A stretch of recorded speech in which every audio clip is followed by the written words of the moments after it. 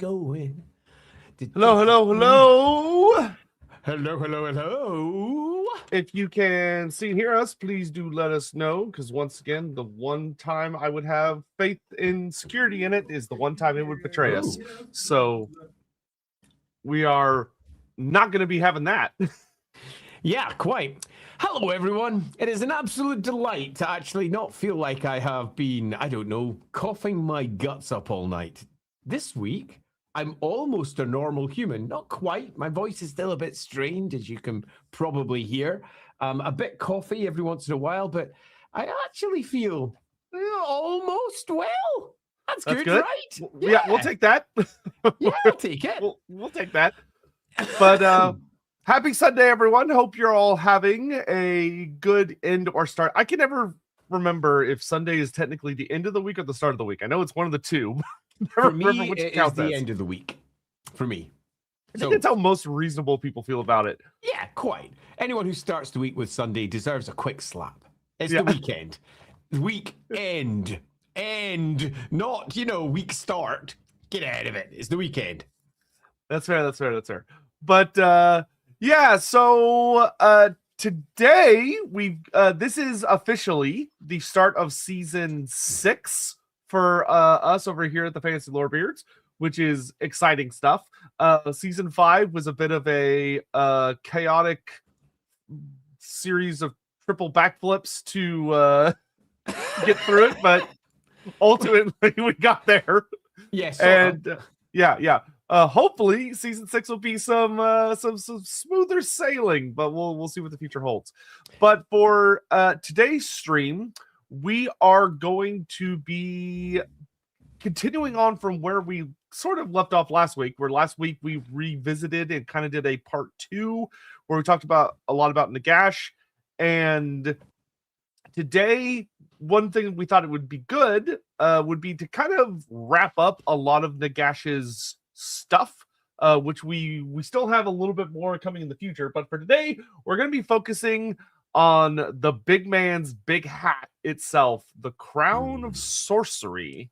Yeah, this one's going to be quite a fun one because it takes us away from Nagash himself, obviously, through a whole host of other places and different characters. And some of them, if you don't know this story, might come as a bit of a surprise, particularly given, well, the fact that they all kind of wore that crown and the effect that a crown has upon you. So yeah, I'm really looking forward to this one. It's a fun wee story. Yeah. And so today we're going to be talking a good bit, totally not about the One Ring of Sauron, but the One Great Hat of Nagash, which I think if you were to take the quote from Tolkien's the opening of the movies or early on in the Lord of the Rings novel where it talks about how Sauron forges the ring, and you just replace the word ring with hat, you basically get how the Crown of Sorcery is forged and much of its nature. But we'll get more into that as we get going.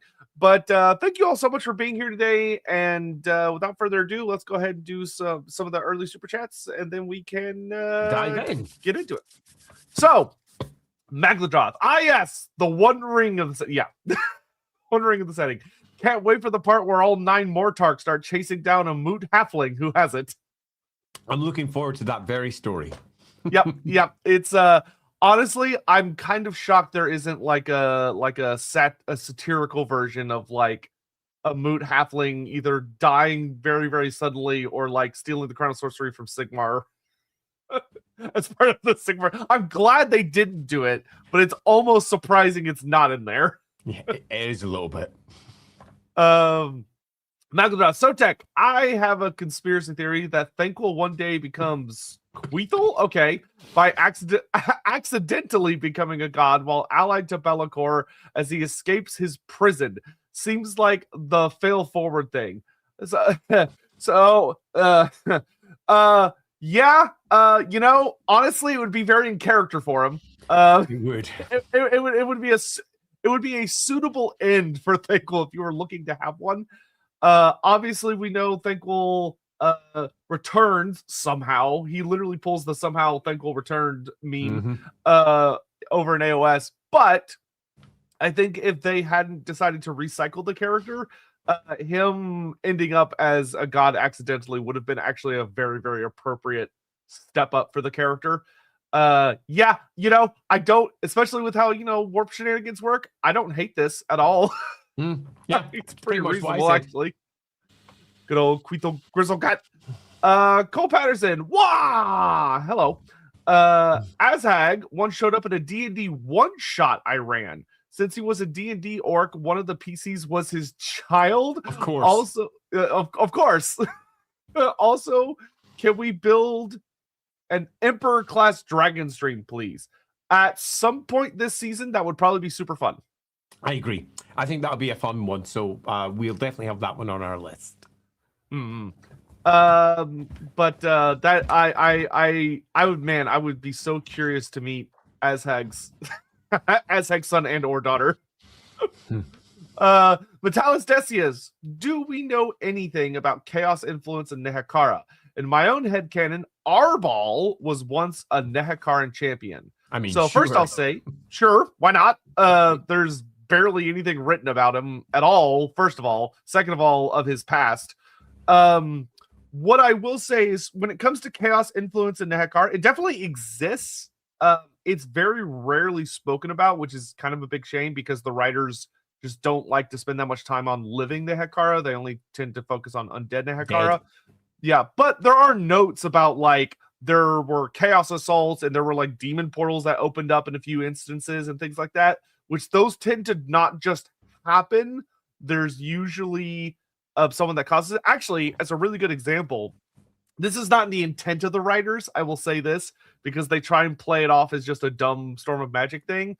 But there is a story about how Cetra fights off a chaos invasion after he has been brought back.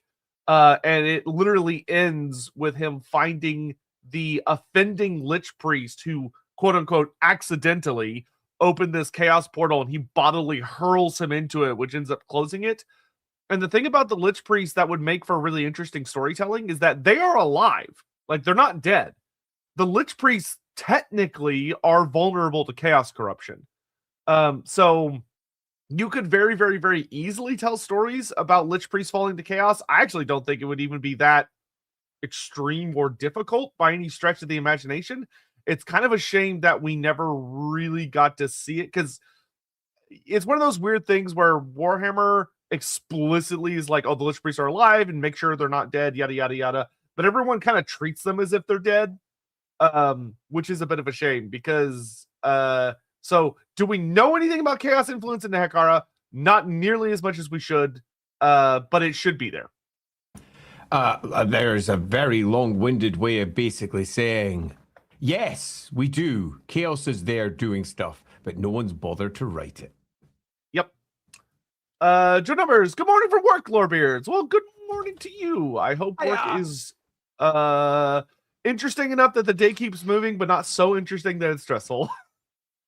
Necromancer Cobalt. Oh, hey. It's the sibling crown to the Nemesis crown and the end times dunce cap. I can't decide which is worse. Well, both are interesting.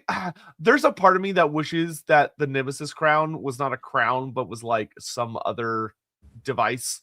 But what I will say is that the Crown of Sorcery, as you will hopefully learn over the course of the stream today, actually goes so far back in like IRL Warhammer history as well as in universe history. It is one of the coolest artifacts in the setting. Yeah, the Crown of Sorcery, as it was originally titled, is older. And arguably much less worse than the Nemesis Crown, depending upon how you wish to view it. But as we go through its story, we're not going to have moments where it brings about world-ending events much. Well, kinda. You'll see. Sort of. Yeah, you'll see.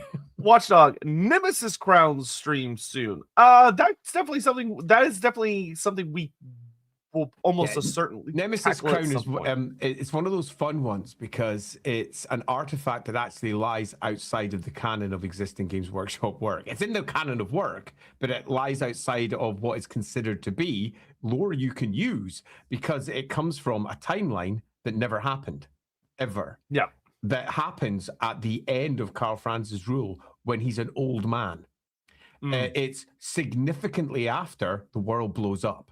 Significantly after it, because they retconned it, said it never happened, and then went into their end times instead. So it's an interesting piece of an artifact of Warhammer lore that got spun back up again by, obviously, Total War, where in Total War they brought it back and they said, hey, this really weird thing that sort of exists for a summer campaign, we've brought it back and we basically just added it to our game because it's cool. And it is cool. And all of the lore that surrounds the Nemesis Crown can stand without all the stuff that happened with the Nemesis Crown actually occurring, in that it got made and how it got made and what happened with it. So it'd be an interesting one. I think this one could be added to our list without too much pain.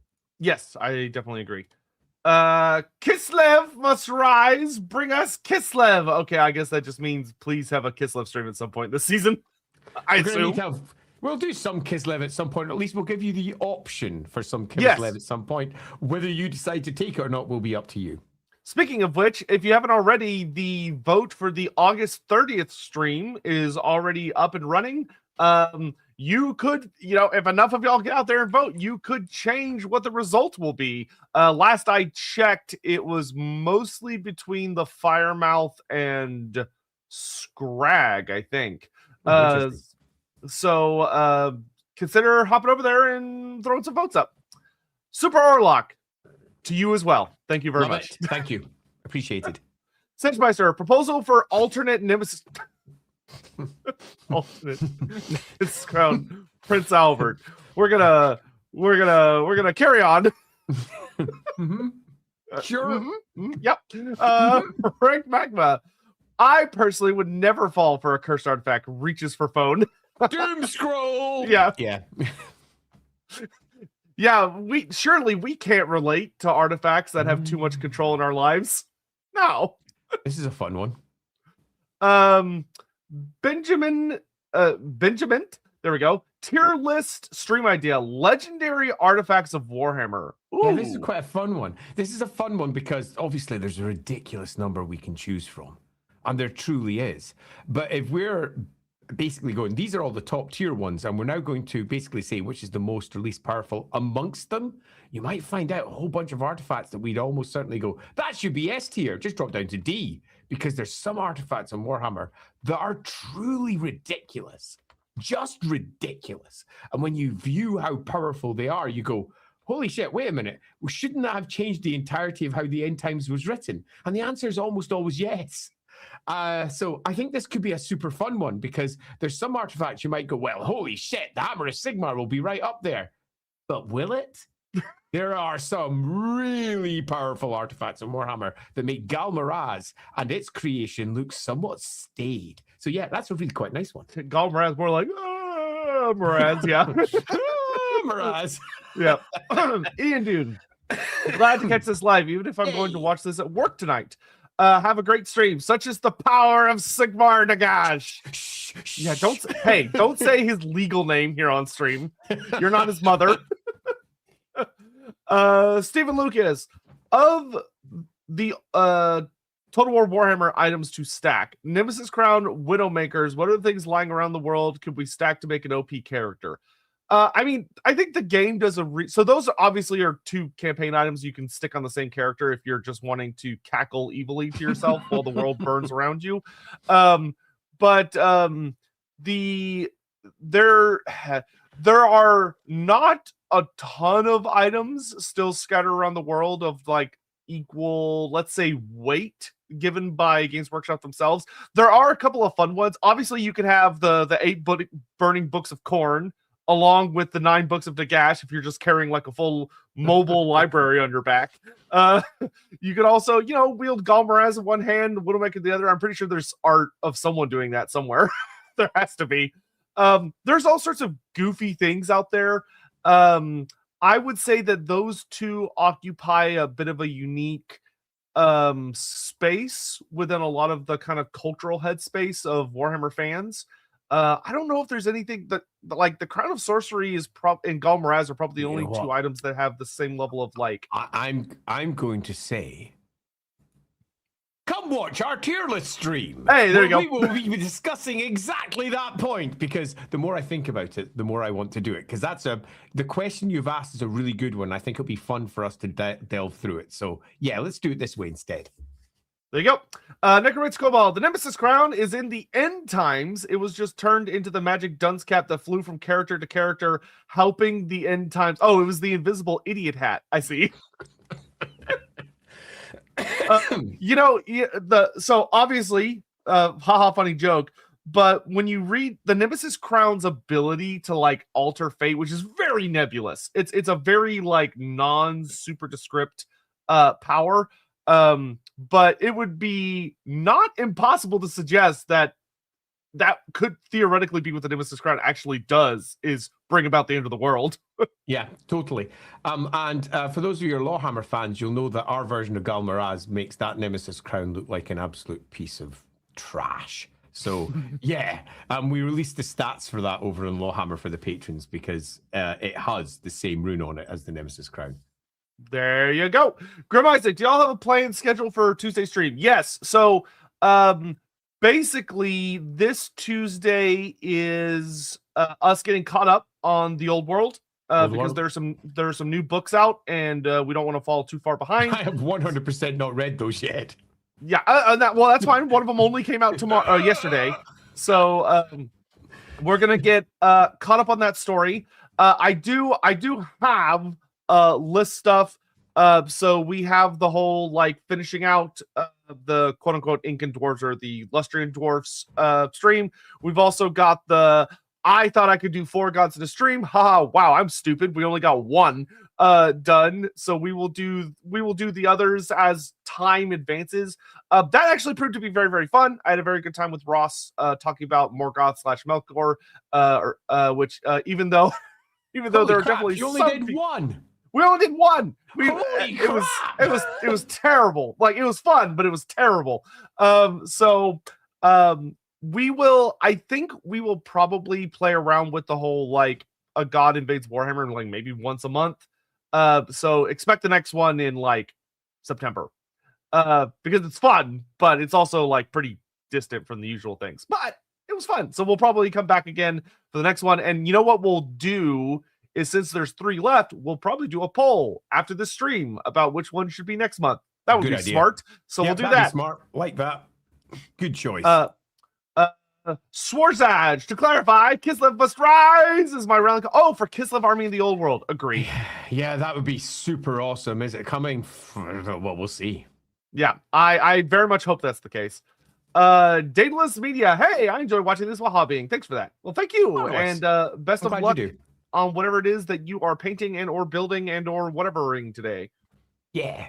And then last, Darius, a squad of Lystragonians versus Chaos Warriors of Swords. The Odyssey.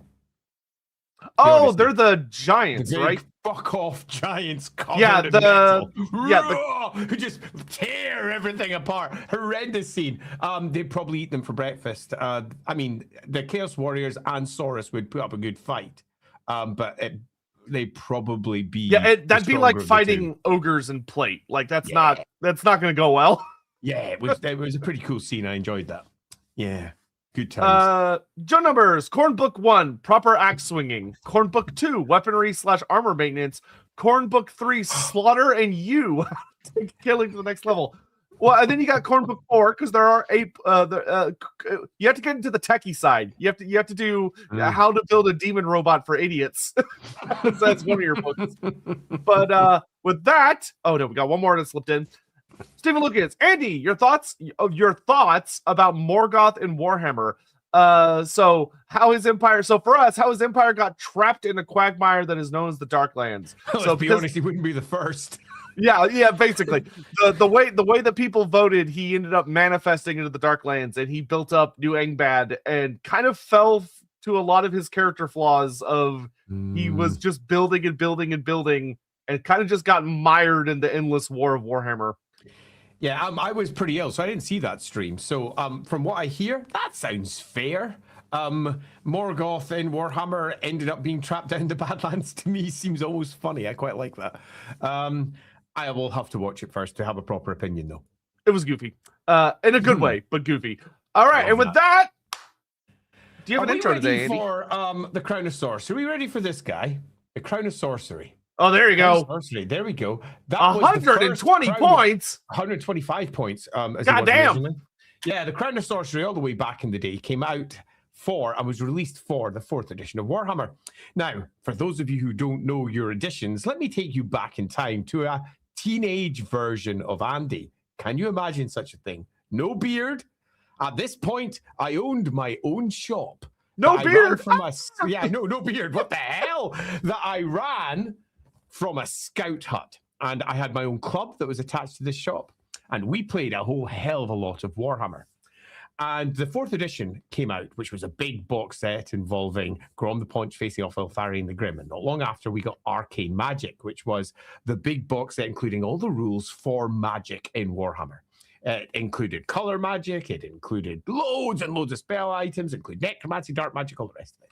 But amongst all that was a magic item, this guy, which apparently is black on one side where it should be green because I have a green screen behind me. And as I turn it around, the Crown of Sorcery, which almost certainly won't focus properly if you want to have a little look at it there. That was the Crown of Sorcery, 125 points. And this is where the first beginnings of a mystery began. I shall read it out to you.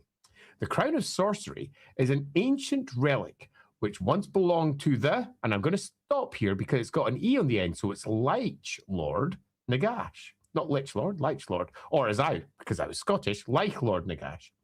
It is said that those who wear it are assailed by the shadows of the Lich Lord's own dark thoughts. Now, there was no Nagash at this point. There was no great Lord of Undeath, no great Necromancer. All we got was, a Lich Lord. Oh, that sounds good. And at this point, all he was a pretty powerful Lich. A Necromancer who had extended his life into undeath, who had died and continued on in his power.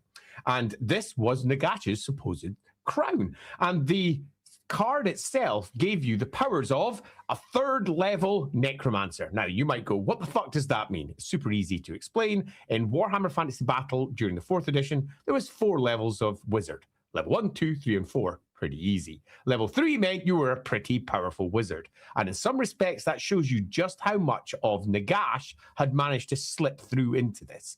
Because some of him is apparently in this giving you access to spells, and the artifact itself and its rules had you do a leadership test every magic phase. And if you failed that, you were effectively subject to stupidity. You did nothing, as you were effectively having an argument with whatever voices were in your head, as dark, brooding thoughts came down upon you and you were incapable of moving on. And this is all we knew about the Crown of Sorcery at this point. But it would become an unfolding story. Throughout the course of the next couple of years, we would get new army lists coming out, and each army list brought in extra little details about Nagash because they were slowly building the story and deciding who he was. Importantly for this story, the next major step was the Orc and Goblin army list, which came out just like a year or so after that. And the Orc and Goblin army list introduced for the first time a great Orc warlord that attacks the Empire by the name of Azhag the Slaughterer. Now, Azhag the Slaughterer is a pretty impressive orc. Just look at his stats. If you ever are interested in Warhammer Fantasy 4th edition, you can go do so. But importantly, he was wearing the crown from... the upside-down crown. The crown from the Arcane Magic box set. It was one of his core items. And Azhag the Slaughterer, what little background he had, tiny paragraph. Basically said he was dominated by dark thoughts. He came into the Empire. He kicked ass. He chewed gum. Eventually, he was killed after a 4-year campaign into the north and east of the Empire. And the Crown of Sorcery that he carried was spirited away. Great. So he's apparently aware of the Crown of Sorcery. And we got the tiniest little bits of details about who Nagash might be there. It wasn't until the Undead Army was released about a year after that we got to see Nagash in what was genuinely his full glory. In there, we find the full story of Nagash and his reign. Go check our Nagash streams.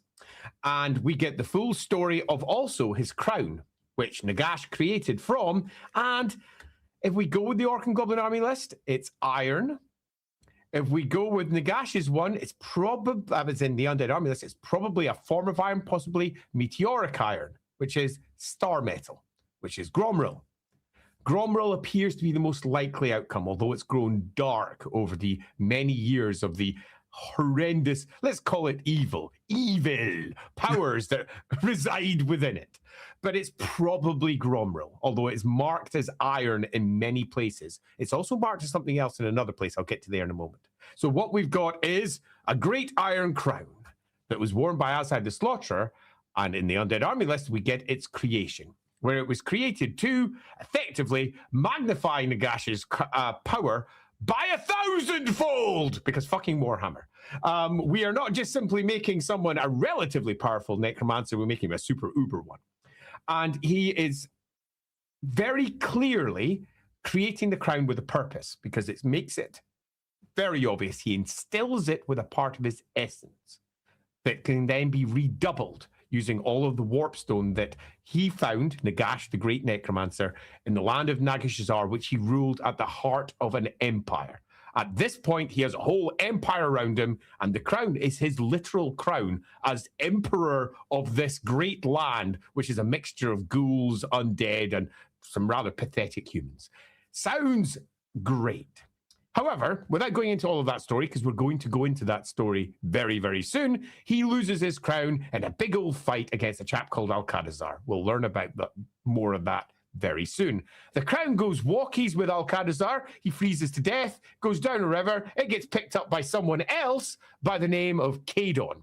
Now, this at the 4th edition was a big thing because in the Arcane Magic box, there was a special spell called the Transformation of Kadon in Dark Magic. And it was the first time where we got to see who Kadon was. And we learned very quickly that he was a fuck-off powerful necromancer.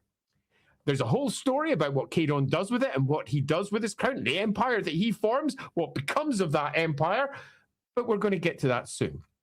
In this version, he forms a city called Morgheim. And that's an interesting start because that's something that is going to change later.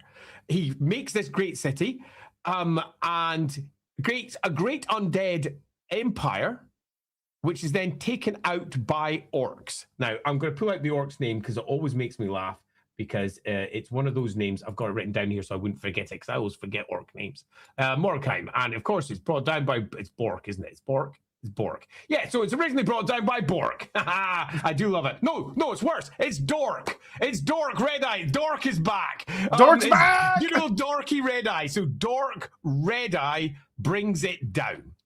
And one of, in this particular part of the story, one of his acolytes by the name of Morath spirits it away. And that's it. We're done. Except we're not, because in here we also learn of another story in the Undead Army list involving Sigmar. Sigmar, several hundred years later, almost 1,000, kicks in Morath, takes his crown for his own, and Nagash, who has recently woken up, decides that he wants it back. They have a Barney, and the crown disappears into history to be later picked up, presumably, by Azag. So in the 4th edition, we were like, okay, we've got a pretty full story. This is a pretty cool artifact. It's something that contains a fragment of Nagash's soul. And that fragment is used by Nagash, not just to multiply his energies and powers and magics when he wears it, but also to help with, presumably, his reincarnations and similar, should he die. And again, it's worth noting here, when he reincarnates, it's more like the way he regathers, because Nagash is a funny guy. Go watch our Nagash streams. In 5th edition, that story is not touched, but we do get the Vampire Counts army list. And in the Vampire Counts army list, for those of you who are aware of Morgheim and what it becomes later, you might think, oh, this is where the Strigony are going to be mentioned, isn't it? Nope. The Strigony don't exist yet. The new army list for the Vampire Counts that were added to 5th edition basically said there was only 4 main bloodlines, and the Strigony line that we will learn about later not only doesn't exist, it's been forgotten. This changes when we hit 6th edition.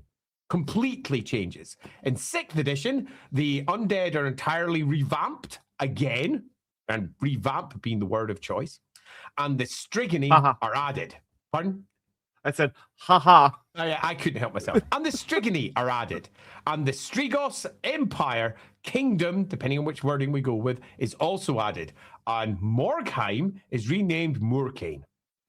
But it's not. It says Moorkane, or as it's known on some maps, Morgheim. It literally says it in the text, which is quite fun. And it repitches the entire story of what happened in Morgheim, which originally was Kadon creating an enormous evil undead empire and it getting destroyed by orcs and goblins. And instead, it's Kadon starts a great big undead empire. And then a big vampire lord comes along, takes his crown, says, fuck you, and changes it into the kingdom of the Strigos. There is a whole story there. We'll get to it. So the story changes, and the timeline also sort of changes, because not only do we have now the Strigos Empire, we still have orcs taking it down, and we have a great orc warlord that apparently kills the vampire lord instead of Kadon, and we still have Morath running off with the crown afterwards, but they don't really explain that. 6th edition becomes 7th. And in 7th edition, as is often the case with 7th edition, not a great deal happens. We get a nice bit more about Azag the Slaughterer here, because Azag the Slaughterer, who was skipped in 6th edition and 5th edition, has been brought back. And Azag the Slaughterer gets a lovely bit of extra background by about a paragraph or so. But not much. And it's not until 8th edition that we begin to see everything be rejigged yet again. Azag gets a whole page, but most of that page is orcs found him weird, didn't they? But the story of the Strigos completely changes and is given a timeline of almost 1,000 years, where beforehand it was just a few centuries, a couple of centuries. It was destroyed. We'll discuss it when we do the timeline parts. It was destroyed at basically the point. Let's make it very simple. The point when it's taken over by the Vampire Lord, we'll get to that, used to be the point when it was destroyed by the orcs, by Dork. So Dork is replaced by the Vampire Lord. And then we get the Kingdom of Strigos that comes after that. And it extends for centuries. And Morath goes through all of that now and starts off as the right-hand man to Kadon, and then he becomes the right-hand man to the Vampire Lord we'll be getting to very soon. And the story continues and he runs off, but instead of having the crown for over a century, he only now has it for a couple of 100 years, as he then runs up north and takes it up to what is Middenheim. The story changes. Now, that is pretty much most of the key highlights of where the details of the Crown of Sorcery come from, at least as far as the army lists are concerned. But we also have the novels. And the novels, as we have noted on multiple occasions, are dubious sources at best, because novels often contradict the parts of the lore, shall we say, that we are told is uncontradictable. The current army list cannot be contradicted. Novel comes along and ignores all the details. All the cool stuff that have been added to the setting by the roleplay game or something else has done a whole bunch of cool stuff. Novels come along, ignore all of it, rewrite it, and often with stuff that doesn't sound like Warhammer at all. But novels add extra detail, in particular the Neferata novel. We also have the Sigmar novels, which add quite a bit of detail. And the Sigmar ones in particular discuss what happens between Sigmar and Morath. But we also have what happens between Morath and Neferata, because there's a story there too. Not necessarily important for the Crown of Sorcery, but important for Morath, who's got more of a story than many people realize. He's quite the character sitting in the background. The novels add a bunch of extra details, but they all culminate in the same place by the end, which is Azag the Slaughterer, after the crown has been off wandering for who knows how long, raids an ancient city, gets the crown, wears it, gets defeated, and the crown gets taken by Volkmar the Grim, the Grand Theogenist, and taken back to Altdorf, which is where it largely resides in most versions of the canon come the modern day. That's our overall description of where it's been. What we're now about to describe is the path that got it there, and also importantly, what exactly it is, why it was created, what Nagash did with it, and did Alcatazar really get frozen up in the World's Edge Mountains and like an iceberg float down a river, clutching tight to that crown? Yes, we will be discussing that somewhat farcical story as we dive into the Crown of Sorcery. Yep, but before we do that, we're going to get caught up on any super chats that came in. That way we are staying ahead of it. Ahead of the game. Who do you are? Yeah, we do really appreciate the support, by the way. Thank you all very much. Yeah, Darius Rose, that scene reminded me of the Mark of Chaos intro. Oh, yeah, the Giants from the... I still need to go see the new Odyssey movie. I've heard it's fun. It's fun. Yeah. Vandelberger, Beardmasters, I self-published on Amazon my first novella. Congratulations! A Lovecraftian noir called Under the Shadow of Madness at 1928 New York. Well done, Vandelberger. I'll P.O. Box mail you both for free. Oh, thank you. There is something to be said about someone who manages to not just have the aspiration to write a thing, but to finish it and then to take it through its drafts into conclusion. Well done. I'm enormously impressed. Yeah, I would love to read that. Because I've had many aspirations, and I'm not going to talk about how many of them have not happened. Show numbers. Core Book 4, Demon Engines. How to cram a blood letter into your Honda Civic. Core Book 5, Demon Engine Maintenance. So your blood letter escaped. Like it, yeah. Joe. Yeah, that adds up. Sig River Guide, Andy and or Ryan once mentioned the Hochland long rifle could be dwarf assisted tech or faith-based as an explanation for it. Could you add a little bit about how that might work? I mean, if it's dwarf assisted tech, it's just tech. It works because it works. And the answer would probably be that the Middle Mountain, dwarves had a deal with the Hochlanders at some point, and a piece of technology that they had discovered was handed over to them. And because the Middle Mountain dwarves themselves are largely expatriates and collapsed, they might have forgotten that while the Hochlanders hold on to that ancient piece of tech, for want of a better description. On the other side, if you're looking at faith-based, it's pretty simple. You decide what deity is involved, and the reason why no one else has been able to duplicate the long rifle technology is because the long rifle technology only works when you are working with that associated deity. Yep. Karl Franz, Emperor of Man Defil. How relevant do you think Wazoran's title, the father of vampires, is? I enjoyed the version where he made the elixir with Neferata on Nagash's orders. So Wazoran is actually, he's a very interesting character. How much he is involved with the elixir of unlife that creates the vampires, I think it's better that it remains kind of a controversial mystery. Of that, Wazoran himself would take incredible amounts of credit for his own involvement, as Wazoran is a very prideful kind of little schoolyard bully, rat weasel type character. How much he's actually involved would kind of be up to your own interpretation. There have been some sources that say Neferata does it pretty much all by herself. You have the novels that I super duper hate, where she's not that involved at all, and it's actually like Archon the Black and Wazoran that do all the work, and they save her with it, which is not a good version of that story at all. There are some versions where Wazoran acts more as an advisor to Neferata, which he was her advisor, and that he helped her with it. Which that can even break down to, do you think it was Wazoran trying to guide and or manipulate Neferata, or was Neferata manipulating Wazoran to get information out of him that he otherwise wouldn't have shared? So like there's a bunch of different takes you can have on the story. I don't think there's like one easy definitive answer. It's because there's several answers that have been provided by different writers.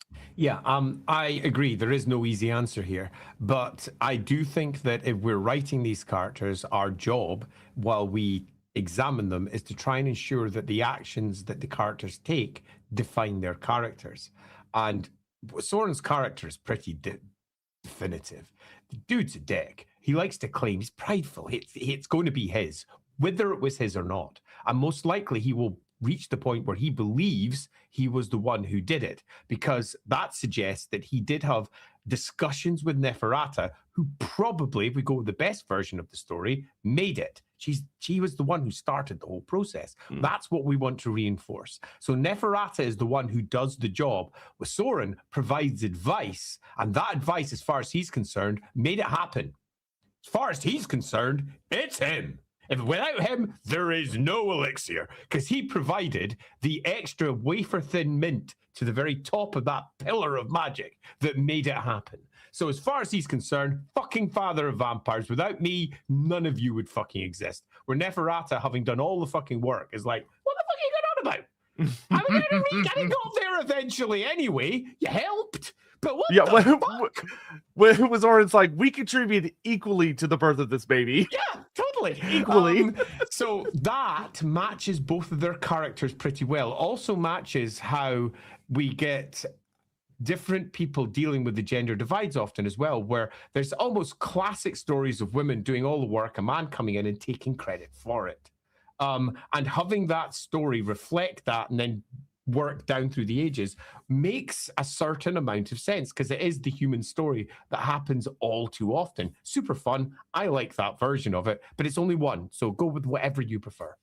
Metal Cesius, how do high elf rivalries work? One of my PCs had to flee Ulthuan because of a different noble family. They claimed that part of his family were Slash followers, which unbeknownst to him is sort of true. Bummer. Cults of pleasure. Yeah, that's unfortunate. Yeah, so high elf rivalries, if you're dealing with more of the standard one, a lot of high elf rivalries are basically hardcore mean girl-esque antics, but with these people that are hundreds or thousands of years old, and they have perfected the art of trying to stab someone verbally or through actions that are intended to be subtle enough that they can be played off. There's an artistry to it. It's a way to alleviate boredom of especially when you're dealing with like full-on nobles. Like if you're not a noble, it's a bit less what's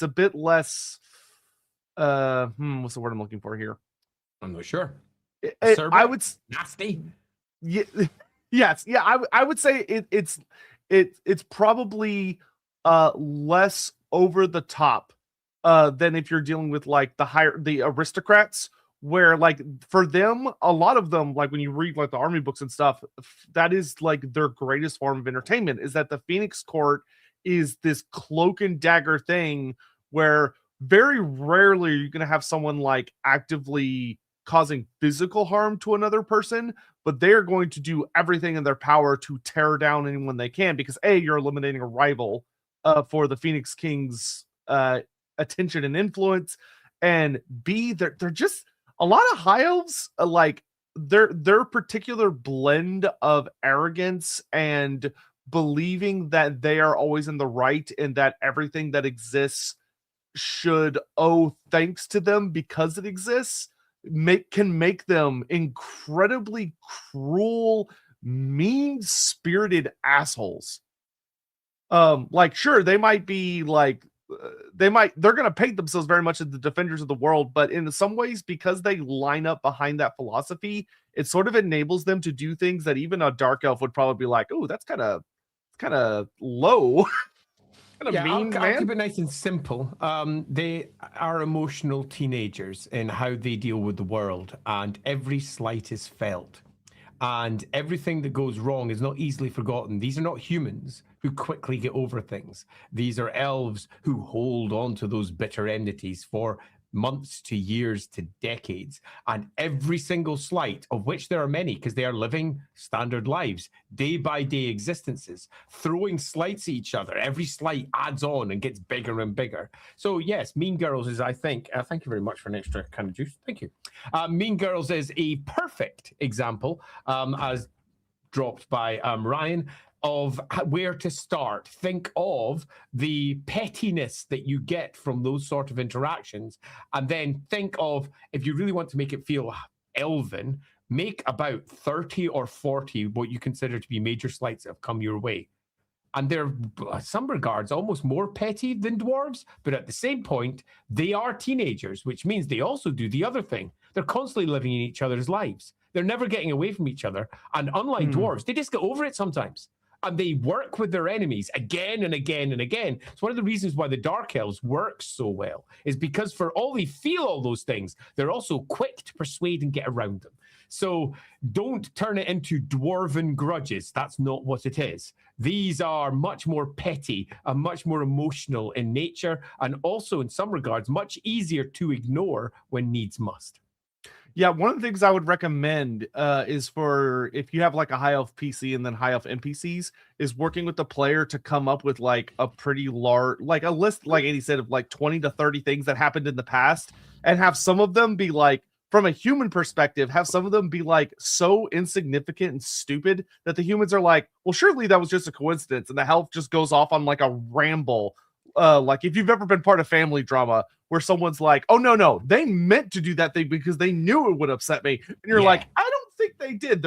And whether or not they did is kind of the fun question. Yeah, I don't make all of the slights enormous. We're not talking about he killed my ancestor. No, we're talking about, called me out for wearing the wrong clothes at court because I was a year out of fashion. Okay, or my nails were too long. There's stuff that's big and small all wrapped up together. So yeah, do think of it on a more emotional stance, stuff that actually upsets you rather than genuinely hurts you. Yep. Intense ultimatum. Crown goes to Halfling. What happens? It gets thrown into Mount Doom. Yeah. Interestingly, halfling would be kind of a little weird because halflings are very resistant to a lot of things. Probably honestly the most amusing way that this story could be taken is that to the halfling it would be like not all that like it would be kind of an impressive big hat type thing. But if it was resistant to the whispers, if you wanted to go with that arc, it's just kind of a shiny gubbin that the halfling is likely to lose or misplace. Sit down in his cellar for a while. Yeah, and just gets like randomly passed around. Yeah, it's just like a bunch of random halflings just taking it and passing it around. It just ends up in really weird, bizarre places before it finally ends up in a ditch somewhere. But if you wanted to have it be corrupting to a halfling, then what you would really have is you would have the first that I'm aware of halfling wizard appearing in a part of the world, which could have some rather interesting results of how a halfling would. Though I wouldn't do it. I might, but I probably wouldn't. It'd be like popping it on a dwarf. The dwarf would be like, nah, fuck this thing. It's just not a halfling thing. It's not something they care about. It's just not their shtick. But if you wanted to make an individual character, yeah, you could do that. But it almost undermines the whole character of halflings in Warhammer. So if you're not doing it for a good reason, you need to come up with a good reason. Yeah. Sick River Guide. I've been agonizing over it for a month for my novel. What is your preferred explanation, and what would you like to see written for the long rifle? Please don't cop out. Okay, so for my side, it's technology. It's simply technology. But in the Warhammer world, if you want what I do in my games and how I handle it, the Warhammer world is held back technologically, stymied in a variety of ways. And in my world, it's stymied because of things that are in place in the world. If you want to see an example of that, go watch our stream about the dwarves that are down over in Lustria, because we sort of cover exactly what it is in my games. In that, I was delighted the way it landed because I was like, holy shit, this is sort of what I do. Woo! And Hochland long rifles defeat that hold back of technology. Go check that stream. I recommend you watch it. Defeat it because of the long-standing relic nature of those artifacts that have been handed down from family to family to family. So during one of the great peaks of magic, they were created, the first ones, and they worked because the artifact wasn't working properly. Then when the dampening came in and the technology shouldn't work, their long-held belief holds them working in place. They are proper artifacts, and they all get destroyed. That's probably the tech gone. And others who have attempted to basically make rifling work correctly have failed because of a host of reasons, largely because they don't even think about it. Yeah, I would say that I just so much agree, because you have to come up with a reason of why someone hasn't just found one after killing a guy from Hawkland and sold it to the engineers college, and they reverse And made engineered it work, yeah. And that just is the best answer. It just is. Carl Franz, Wazoran not being instrumental would kind of hurt the identity of the Necrarchs as the big bad magical bloodline they had since the first White Dwarf, I feel. So the thing I would say to this is the thing about the Necrarchs and Wazoran himself. Ooh, I'm going to say something kind of mean-spirited to the Necrarchs, but I mean this with love because I love the Necrarchs. Of that, you have to keep in mind that a lot of what's going on with the Necrarchs is that they're these weird isolationist vampires that end up holding up alone, and a lot of what they do isn't really discovering anything new. It's more of taking the little scraps and pieces they have of Nagash's own knowledge and sort of reinventing Excessively. it. Yeah. And like, yeah, sometimes they produce new things, but it's not usually because they're genuinely trying to discover something new, but because they're trying to recreate something that they already knew about a little bit, and it kind of fails or succeeds, but turns into something a little different, which, if anything, I would say is a good emulation of Wazoran. Wazoran only had bits and pieces of Nagash's wisdom when he was giving bits and pieces of advice to Neferata. And if Wazoran was like a true genius of like if you're going with the idea of he's the big bad magical bloodline, which he is, of like, but it's them being like, if they were big at creating things successfully and that was what they were well known for, I think he would have created an elixir exactly like Nagash's, which would have been slightly wrong. Instead, he is only able to provide little bits and pieces of information that allows someone to create something different, which I think actually still speaks to how they work, which is that they're these weird little dudes that obsessively they're sorcerer scientists that constantly experiment and try to take the magic of undeath to new, like, they're trying to follow in Nagash's footsteps, and they don't have enough information, and they are almost always failing, but creating something, helping or successfully creating something a little weirder. Like, honestly, a lot of Wazoran's best feats, in my opinion, comes after the death of Nagash, when he is forced to start basically having to just bullshit his way through keeping the vampires moving. And this leads to him creating a lot of weird creatures and monstrosities, but that doesn't happen until after he's cut off from Nagash. I think there is definitely a really fun story that can be told here. And I think that we can maintain the idea that he strongly believes that without him, none of this would have occurred. It drives his character forward. It drives the legacy that he passes on to his bloodline and goes down through the generations, while simultaneously is, if you look at it with objective fact, mostly bullshit. I think both of those things can be maintained. I don't think it hurts the identity of the Necrarchs at all. In fact, in some respects, it almost reinforces their weird isolationist, almost incel weirdness, where they won't touch people. They're so weird. They're weirdos, and it reinforces their weirdo-ness.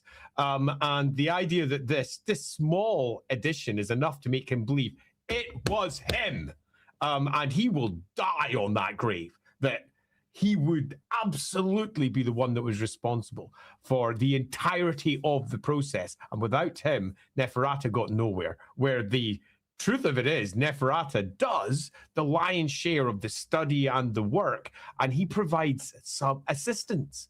It's useful assistance, but assistance that without it, she would have probably still come to the same conclusions, but it would have taken longer. He's not an essential component. Instead, he is a useful component. So his version isn't wrong per se, but it's absolutely not right. I think that gives us a really nice balance where all of them kind of work. Yeah, because at the end of the day, I think the important thing is that especially all of the original vampires had notable flaws, and that is Wazoran's flaw. It is. Absolutely, it's flawed. And you want to reinforce those things about the characters. I think we should probably stop there in the super chats Yes. so that we can get started with Nagash and then dive back into them very soon because we've got quite a few stacking, but we also have story stacking. Yes, we do. So, the Crown of Sorcery. And I'm not going to just go over everything. We're going to just focus on like all the key points. But we have the Crown of Sorcery forged over within Nagashazar.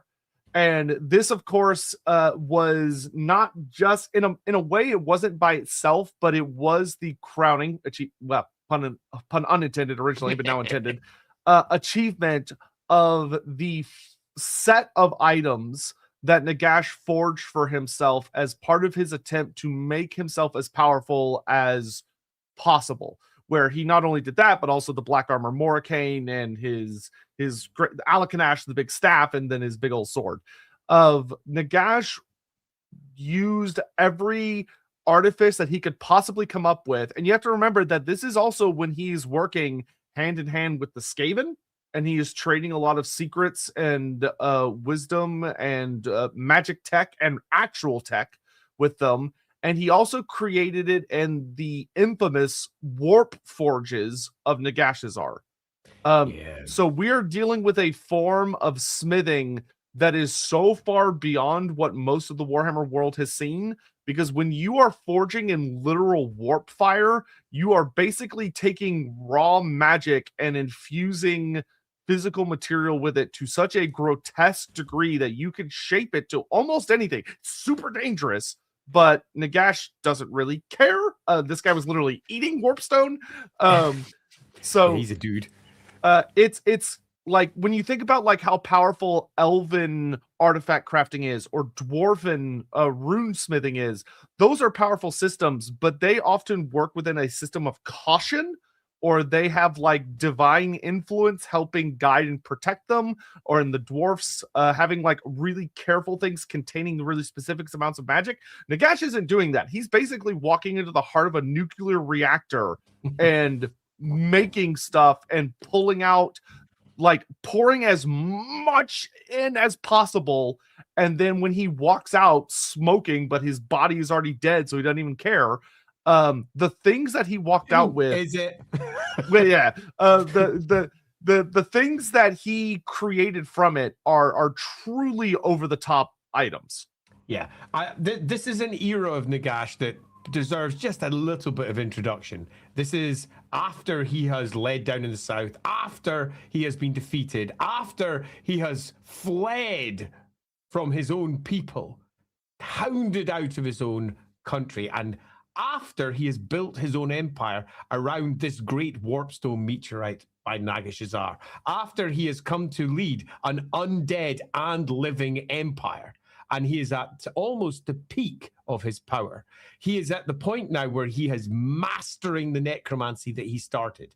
He had already started the process of figuring out dark magics, necromancy, but in comparison to what he is becoming now, he is a wuss back then. He's a child, and he has mastered for centuries this magic. But the part of Nagash that's often forgotten is that he's one hell of a forger. Indeed, this will come later. It's not part of this story, so we won't give any stress to it. But when Nagash gets killed by Alcadazar, which is about to come, and he comes back again, one of his first jobs is to go into the forges and forge himself a claw. And he makes a working one because he fucking rocks at making shit. This is the stuff we often forget about Nagash. And it makes sense when you consider that he's part of the mortuary cult, who are literally the crafters of all of the super powerful magic items that the Tomb Kings wield. Like, it's one of the things that I really wish the Nagash books had worked on, to show that he is an artifact creator. He is intelligent. He is smart. He's not just a despotic leader. Okay, he is a creator of things. And one of the things that he creates is the crown. And this crown is, in many respects, the crowning achievement of the artifacts that he is creating to ensure that he becomes of such power that he will be able to take on entire old world nations himself, and he pours all of his hatred at the people who had defeated him into this thing. He is fuming and has been fuming for centuries. He is not a happy man. Everything that is his by right has been taken from him. And he pours all of it into this and concentrates it into his crown. And it's worth noting a couple of things. This crown is somewhat ephemeral in nature. And by that I mean its descriptions change. Some points it's dark, some points it's iron, some points it's shiny. Later on, Great McNeil will describe it as golden, made of gold and shining with holy light.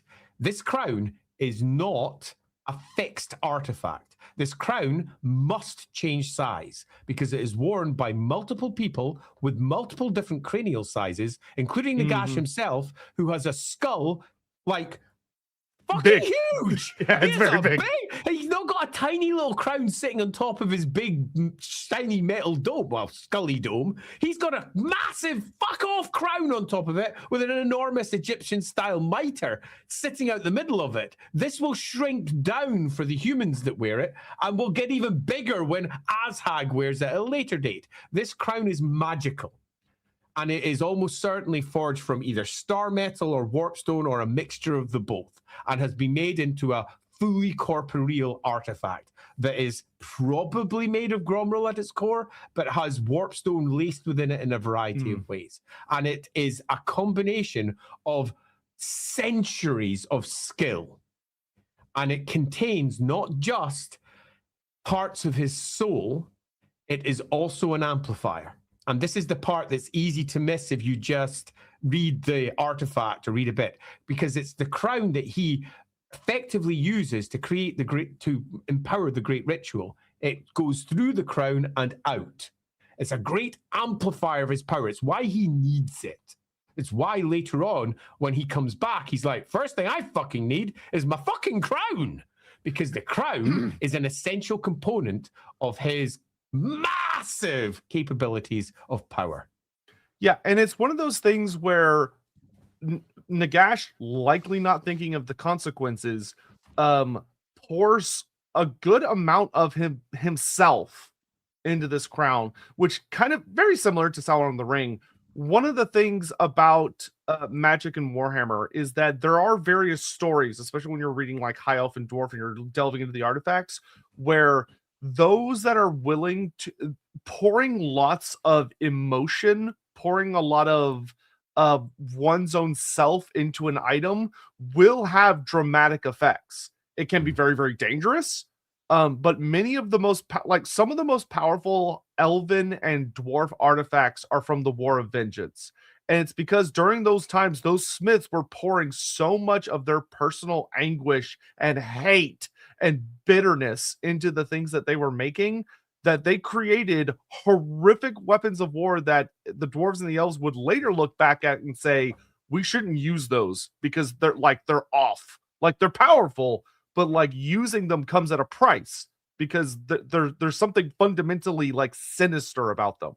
And Nagash went so over the top with what he poured into, because like Andy said, you can imagine how deeply bitter and angry and hurt and just embarrassed and everything of Nagash thought he was basically a god emperor, and he was beaten by people. It wasn't even like he was beaten by it's like some crazy over the top thing. He was just beaten by normal Nehekarans. Yeah, absolutely. So if we're to summarize the creation point, we can say that what we have is an artifact of extraordinary power created by someone who's no longer human. And by that, a small amount of Nagash's tale is worth just reiterating to make sure you understand what made this crown. A human left Nehekara. He was a very powerful human, but a human. And he goes through some form of almost ascendancy in the period of wandering that he has after that. And he moves into a different place mentally. When he arrives at Nakashazar and makes it his own and starts using the Warpstone, he if we're going to use standard for language, mutates. Yep. There's no other way of putting it. He mutates. He moves from being a standard human into a giant, almost twice as tall, 3 times as tall as a normal human. The life that used to sustain him, his flesh sloughs free. He becomes almost a bone giant with bits of life running through him, pulsating through him. His eyes dissolve into luminous pus and start dribbling out of his skull socket. He is no longer human, but he is still alive because he's using his mastery of dark magic and necromancy that's becoming stronger and stronger to control his own life, to control his life. He knows all 8 winds of magic.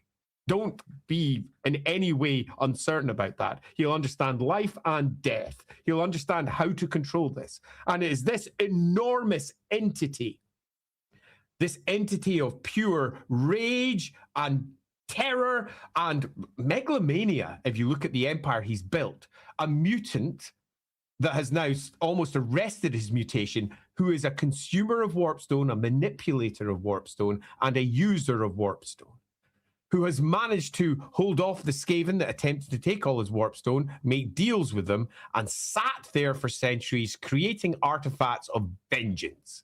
And his crown is the pinnacle of this. And he is not a small guy when he makes this. He is almost a giant. And the crown fits perfectly upon his head. This is the crown that others are going to be taking later, that are going to be wearing with ease. So don't think of this crown as something that's just a standard thing. It will grow, it will shrink. Once again, just like when you watch Lord of the Rings and it goes into somebody's hand and it just resizes. Absolutely. This is an artifact that in some respects is also probably created with the awareness that one day he's going to die, because he's not stupid. If anything, the one key trait we can say about Nagash is he's exceedingly clever. He is brilliant. His mastery of magic is almost unlike any other. And his enormously ridiculous schemes for turning the world to undeath, it's stupid, but also super clever. Yep. He'll be aware that this could happen. He stores a part of himself, not just because he's looking to amplify his power, but because it will be a key anchor in reality, because he does not want to become what goes after death. He does not want to reach that point. He is the master of death, not someone who succumbs to it. So this crown is probably made with what happens later, not necessarily in mind, but there as a catch-all. It's a little bit like, I really want to become a singer, so I'm going to put a lot of work into being a singer and a pop star, but I'm also going to study at the back to make sure if it all goes wrong, I've got myself another career ahead of me. Yeah. And somewhat similarly, he fully intends to win, but his crown is also made with the possibility he won't, because he's being defeated. And he knows the bitterness of that, and he won't allow that bitterness to ever take him down again. So he's already preparing for a potential defeat. So what comes next? The fact the crown needs to change size is because it does change size, indicates an indication that Nagash built this into it on purpose. If not, that crown would stay huge and unwearable by anyone. Yeah, and the crown also very much seems to have a built-in system, once again, very similar to the One Ring, where it tempts those that are near it. Because moving the story forward a little bit, when Nagash puts up super chat, if we're moving sure, forward. Actually, we can grab a few of these because we've got quite a few to get through. Yes, we do, and we thank you all very much for that. Thank you, Andy, think we'll react to the end of the stream. I think we could do that if Andy's down. Yeah, I was going to do it after this stream, probably later on this evening, sure, when I've got some free time. I'll get to you on that. Depends how I feel after the stream. Last week, after the stream, I fell asleep because I was completely knackered.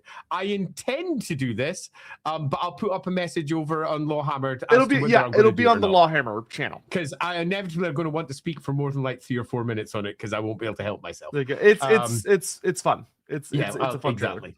Parmesia, I wonder what made the Crown of Sorcery so powerful. Nagash's essence, maybe reason, but I don't think until last centuries it matters that much. Nagash might use something / someone powerful when he made it. So we kind of just waxed lyrical about this.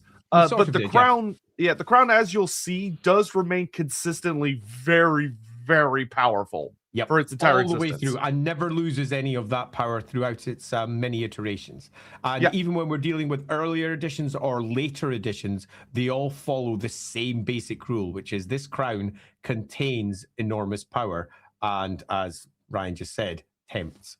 Yeah, the biggest thing to keep in mind is this thing by itself made Azhag go from an orc with no magic, he's not a shaman, no magic capability whatsoever, to a level 3 wizard. Like that is superior to a fully trained, educated battle wizard. Yeah, which is only level 1. Yeah, like he's at that, and it's an orc. They're not even supposed to be able to use magic. Like this thing is bonkers. That makes me rethink about the halflings, because you're right. He is an orc. He can't use magic. That's bonkers. Now my halfling's going to go, the halfling necromancer it is. Yeah. With his tiny little chef Nagash chef hat. But yeah, it is truly it's a very, very, very spooky artifact. And when we get to like Sigmar and them, what it does when a person puts it on is pretty over the top. Captain Magma, do lizardmen tolerate their local Lustrian dwarves? We talked about yes they do, because they were part of the Great Plan. They're part of the Great Plan. So yeah, go watch that stream. Pumpkin Historian, what do elves and for that matter dwarves feel about a human who can emotionally get over things? Are they weirded out by the human's maturity? That's not maturity. They don't view that as maturity. They view that as emotional stunting. They view them as lesser. Yeah, I would describe this more as, imagine if you met a child who had a dog, and the dog, or who had a, like, in your mind, you like had a dog and the dog died, and the kid looked at it, was sad for like 5 minutes, and then was like, okay, I'm over it. Like, you'd be like, oh no, that's not good. that's not good. Exactly. Where the human, by comparison, may get over their animal dying, say after 3 months, 6 months, 9 months, and they get themselves a new one or whatever, and they get over it. To an elf, they're not going to get over it. They just don't. 10 years, 20 years later, they will still be enormously sad at that loss, because they are deeply emotional entities. Humans are emotionally stunted. Metalis Decius would love a comedy of a skink and crocscore getting sent to retrieve the most dangerous artifacts of the world, only for them to be in way over their heads. That would be very funny. To be fair, if you go watch all of the cutscenes from the Warhammer 2 campaign with You Cannot Do That, who I think is the skink, I forget what the crocscore's name is, but that's basically what their campaign is. If you go watch all the cutscenes, it's basically a skink and crocscore pair that are in way over their heads when like there's a whole scene of them encountering the great horned rat. Like it's very over the top. So I would say go watch that if you haven't. The Ghastly, finally I finally have someone to play Dark Deeds with, and it is so good. Awesome, very happy to hear that. I'm so love glad. Dark Deeds. And if Great you game. haven't bought your own copy, do so right now over at Modifius.com. I can't believe I just touted that. I can. There you go. Of course I touted it. Prometheus, another point, I wonder why this artifact is so easy for to use for anyone. Correct me if I'm wrong. Powerful items need the power of the individual to be ignited. So normally, most magical artifacts that, say, for example, contain spells require something. Some just release them upon command. Take, for example, the Grudgebringer's sword from the Grudgebringer Cavalry, the Ring of Volans. There's a whole bunch of different weapons that just unleash magic. But this one isn't like that. It's not containing a spell that's already held within, and as the magic recharges, can be unleashed and recharges and unleashed. This is something that is original. You can take different spells. You can learn from it. As we will move on to with Caden, he not just learns from it, he betters himself from it and becomes better after that. This is a repository in a way that other artifacts aren't, and it holds intelligence. So the reason it's so easy to use is because it has something in there that helps you along. And it helps you along swiftly. It tells you what to do and how to do it. And in some respects, if as we take Azhag as the example, if you are incapable of doing the thing, it isn't. It can draw in the magic and do the things that you can't. So the crown itself is, as I said, a vehicle for magic. It allows magic to move through it and intensify without necessarily the person holding it being able to use magic. So yeah, dwarves who wear it should be able to use magic. That is cool. Yep. Sig, thanks guys. Ryan Familiar 03. Yeah, I'll do it today. Chris, The Empire's tech reminds me of 20th century China. State-of-the-art weaponry issued alongside old and sometimes even medieval gear, and a melee combat doctrine due to logistics and crazy decentralization. Yeah, that will do. Yep, that works well. Yeah. Mr. Momus, in my Wolfric game, I have a gnome player passing as a halfling. Nice. He wants to attend the Grey College. Are there gnomes at the colleges? Prejudice? As it stands, the answer is no. Officially, the real answer is probably yes, but they are using illusions to appear as not gnomes, because the gnomes are constantly infiltrating things around them. It's sort of what they do, and the Grey College is their natural home as a place to work from. So there probably are some. But would they be official? No, they'd be studying or working or attending as humans and appearing as them, and maybe even have had to run, almost got caught or some equivalent. But yes, there is prejudice. Gnomes don't really exist in the Empire. They're not really recognized per se, and where they are, they're often pursued by witch hunters, because they're seen as halflings who don't have it. And when they say, oh no, I'm this, they're just not believed, and often because they never would say they are this, because they don't want to bring persecution back to Glimdwaro or any of the other boroughs that are out there. So broadly speaking, yes, but no, but. Yeah, if anything, the test your character would probably face without even realizing he's facing a test to get into the college would be discovering one of his own kind hiding amongst the Grey Wizard College. And if you wanted to attend magic school, you go to Glimdwaro, because they've got their own version of dark magic and grey magic that they teach. You're going to learn things they can't teach you. And as far as they're concerned, it's far more efficient than anything the Grey College could offer. The Grey College is for humans. The Glimdwaro offers much better resources for gnomes. Yeah, you need to take a trip up to the Mirror Moors. Yeah. Captain Magma, if Nagash was as you do. If Nagash was able to consume the Chaos Gods, as is one of his goals, would he take on their traits and become Chaos? So this How would long's a piece of string? Yeah, really. This would just depend on what you wanted to happen, because there's nothing even remotely close to it that you could base it on. It would go at the speed of the person who wrote it. And it would also depend entirely upon the route that was taken. And it would, being Nagash, probably be mostly the correct route, but being Warhammer, it would probably turn out wrong. So that being the case, it would be, it's almost an impossible question to answer in a timely fashion. But I would suggest that it's not going to turn out well. Yes. Stephen Lucas, Nagash beat the Saurian necromancer allegation. I don't know what this is in reference to. I don't believe he's a Saurian by any stretch of the word. Feel free. I'm not sure what that one is either. I'm looking at Stephen Lucas in the comments just in case you clarify what you mean there. Yeah, if you want to add some extra text, and don't bother super chatting, just throw in the regular text. Yeah, I'm watching.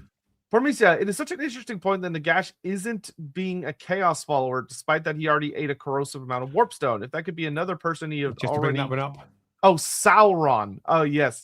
So Saurian being, I see. Okay. Saurian, not Saurian. Yeah, no, he's not beating the allegations at all. Corrosive amount of warpstone. If it would be another person, he'd already be a chaos champion. No, is what I'll say. Warpstone does not equal chaos. Correct. 100%. Warpstone is solidified magic in its purest form. And magic, by its very nature, changes things around them. Ultimately, what you do with the Winds of Magic is you change reality. By using the Lingua Prestantia, that's the language of magic, you form reality in a new version using the magic. And the words create the form around which the forced mutation of reality takes place. Warpstone mutates all of reality around it without any words of magic to channel it. And wizards, using the words of magic, can use Warpstone to create far more powerful spells, to create change in the world much more capably. It is not chaos. It is used by chaos because it's very powerful. And if you are Tzeentch and you believe that all magic comes from Tzeentch, then it's also, in some respects, a divine gift from Tzeentch. But it is not, per se itself, chaos. Yeah, you have to remember that, yes, Warpstone does cause a lot of mutation, but one of the great lies of chaos that, granted, the tabletop battle game very much reinforces is that all mutation is chaos. But that is not the case. Yeah, there's multiple examples of characters in the setting who are mutants and are not in any way, shape, or form fallen. There is, however, an instance in the second edition of Warhammer Fantasy Roleplay where they make it clear that if you gain a mutation, your species changes to mutant, and you are now forever attached to chaos. That was in the Tome of Corruption. I did not like that edition. It was not something I supported at the time. I helped develop that book. I even wrote a note saying, this should not be. Yeah, this is... And it sort of gets watered down, and it's now just, you're a mutant. You're not necessarily chaos, but it's still a bit uncertain there. Yeah, this is one of those things I actually really liked when I read like the Genevieve novels. Genevieve actually tackles this head on of, are mutants chaos or are they just people that are different? And the answer that the Genevieve novel says, Kim Newman says, is they are explicitly just people that are deeply, deeply prejudiced against. And because of that deep prejudice, where else do they turn to? So many of them turn to chaos. Yeah. But yeah, I would heavily push against the idea that just because Warpstone is involved means chaos is involved. That is not the case. Sig River Guide, like Olgish in Age of Sigmar, what would the combination of Olgu and Akshi be like? What weird or contradicting or complementary effects would happen if they were fused within a single spellcaster? Smoke, yeah. Start with smoke and run with it. Yeah, think about like the choking fiery smoke. Like yeah, how it's obfuscating, it's choking, it like stains everything around it. It breaks down all senses, but like in a really claustrophobic, unpleasant way, as opposed to just like mist. Yeah, it would be bad, would be the easy answer. But yeah, smoke is your leading story beat. What would have happened if Greasus got the crown? Not good for anyone, because especially because he'd be wearing two hats. Double hattage. But in some respects, so does Azad the Slaughterer later, because he has his helmet on and he has the crown on top of his helmet. He would look very silly, but he would be terrifying. Yeah, he would. John Logan, how many vampires are there? Like, that's knows. That's not Nobody something knows. that the setting really dives into. There's as many as are needed for the stories and the armies at hand, while simultaneously, at both loads and very few. It's sadly something that's not really pinned down. It's something we'd have to sit down and figure out if we wish to do so. But the answer, according to the setting as it stands, is there is no certain answer. Whatever the writer wants it to be is what it is at that moment. Yeah, I mean, you can even, if you go back and read Night's Dark Masters, you can see them directly tackling this and being like, Yeah.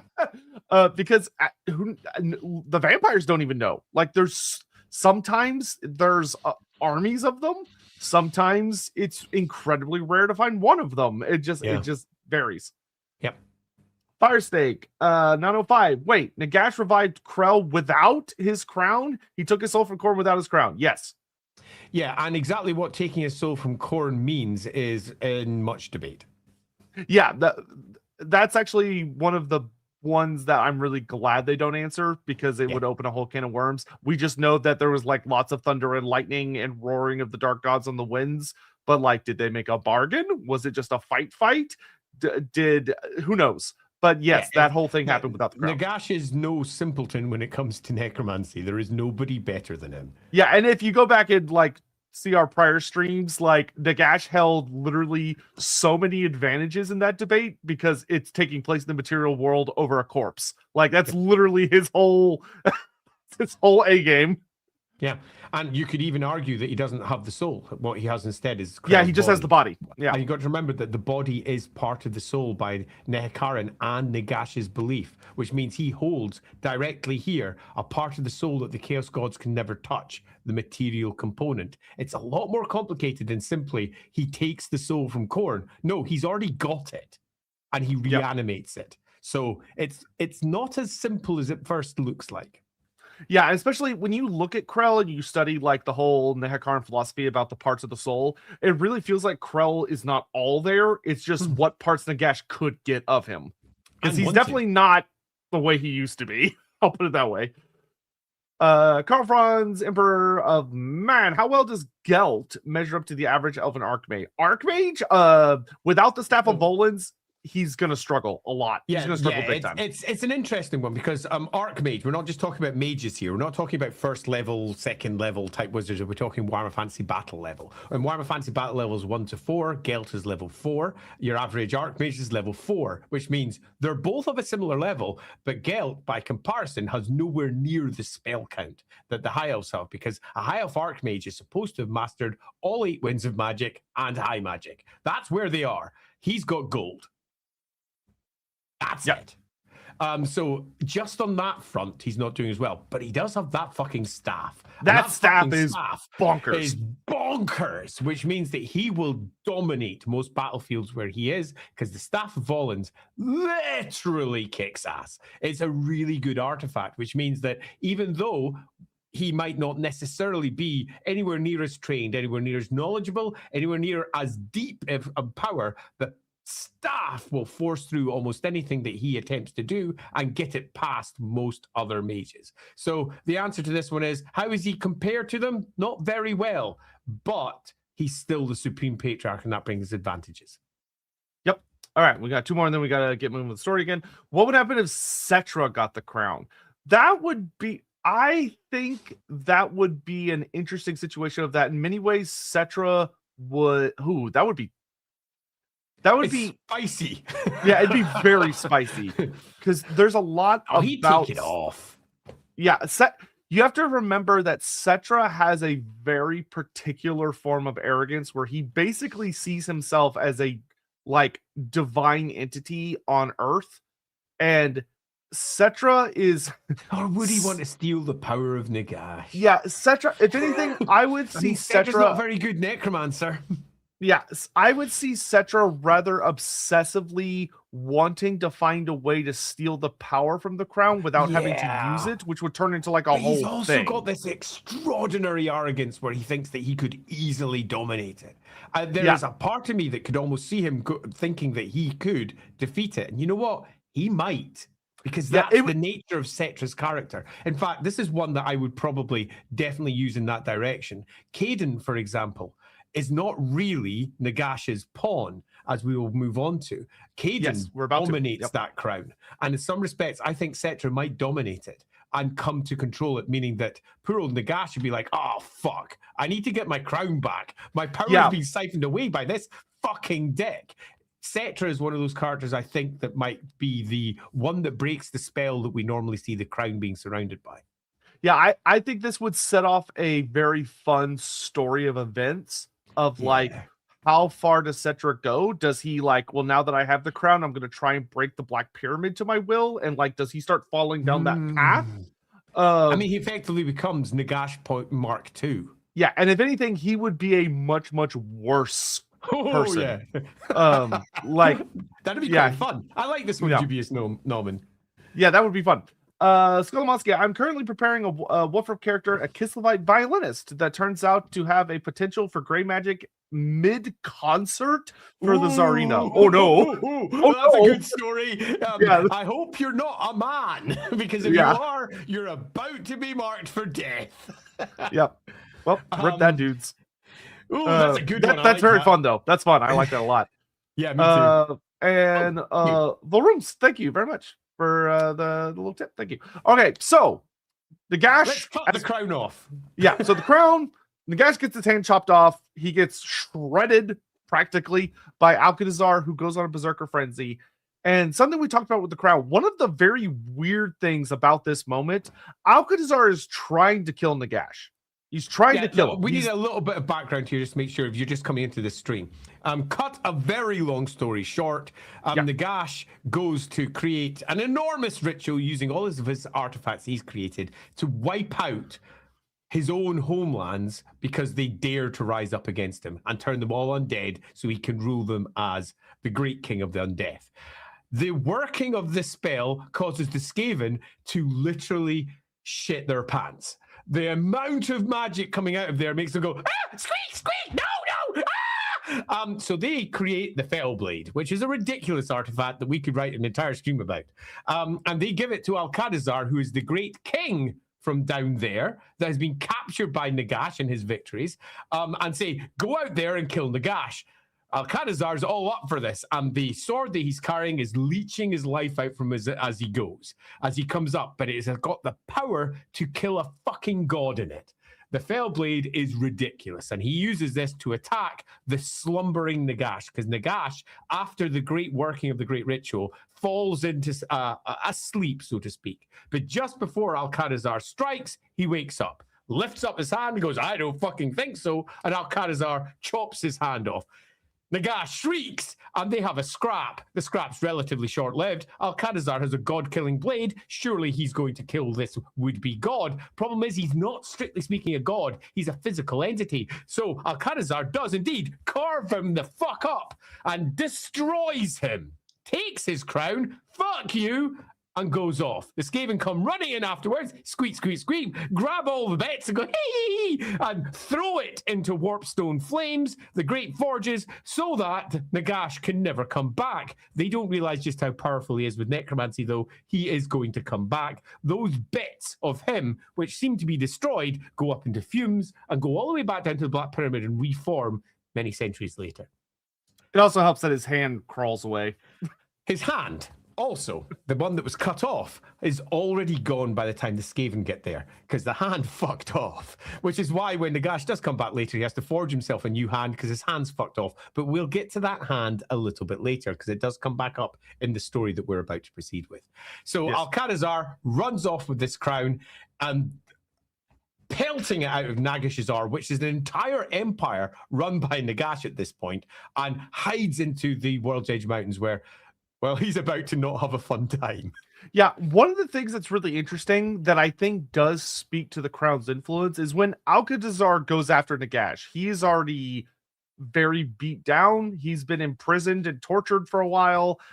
His body's not in a great place. And the Fellblade is wielding that thing for just even a couple seconds is really bad for you. It's in Warhammer terms, it's fucking amazing, by the way. It was an actual artifact in the Skaven amulet. It's so strong. It's so mean. It gives you strength 10 hits, which is bigger than Greater Demons. It's the most you can get. You wallop around, but every single turn you're losing wounds and dying because it's so powerful. It just sucks the life from you. And Alcatrazar, he carries the fucker.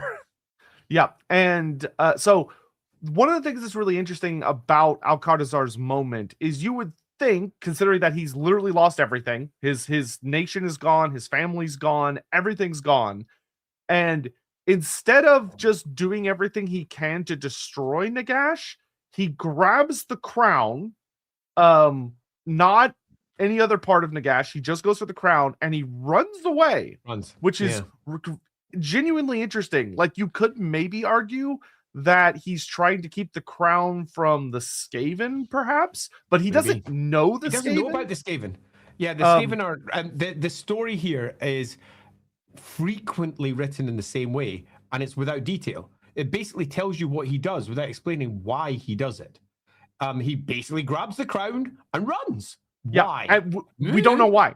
We don't know, but we do know that he runs off into the World's Edge Mountain, heading north into the mountains, and makes himself quite some distance north, multiple weeks worth of distance. He manages a really big feat. Fellblade or not, he's got out there. I don't think he still has the Fellblade because I think he'd be dead by now if he did. I think he's probably discarded it. Yeah, I think he drops it almost right after he kills Nagash because the Skaven recover it really quick. Yeah, they do. So it seems very likely he's tossed that, and all he has now is the crown, which he hikes off with. The story here, though, is pretty weak. Basically, he freezes to death in the World's Edge Mountains. Yay! Yeah, I know there's I think in the Liber Necros version, it says that he runs until he finds a river and he falls in and drowns.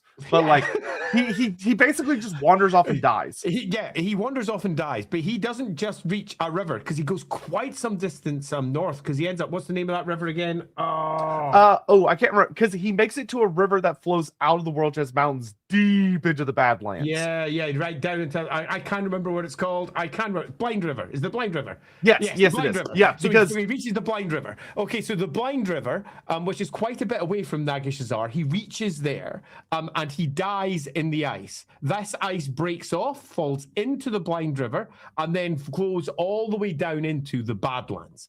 So what we have is a frozen Alcatrazar in an iceberg flowing down this river, and he is clutching onto that crown, not wearing it, clutching onto it with a death grip. He is refusing to let go of it. Why?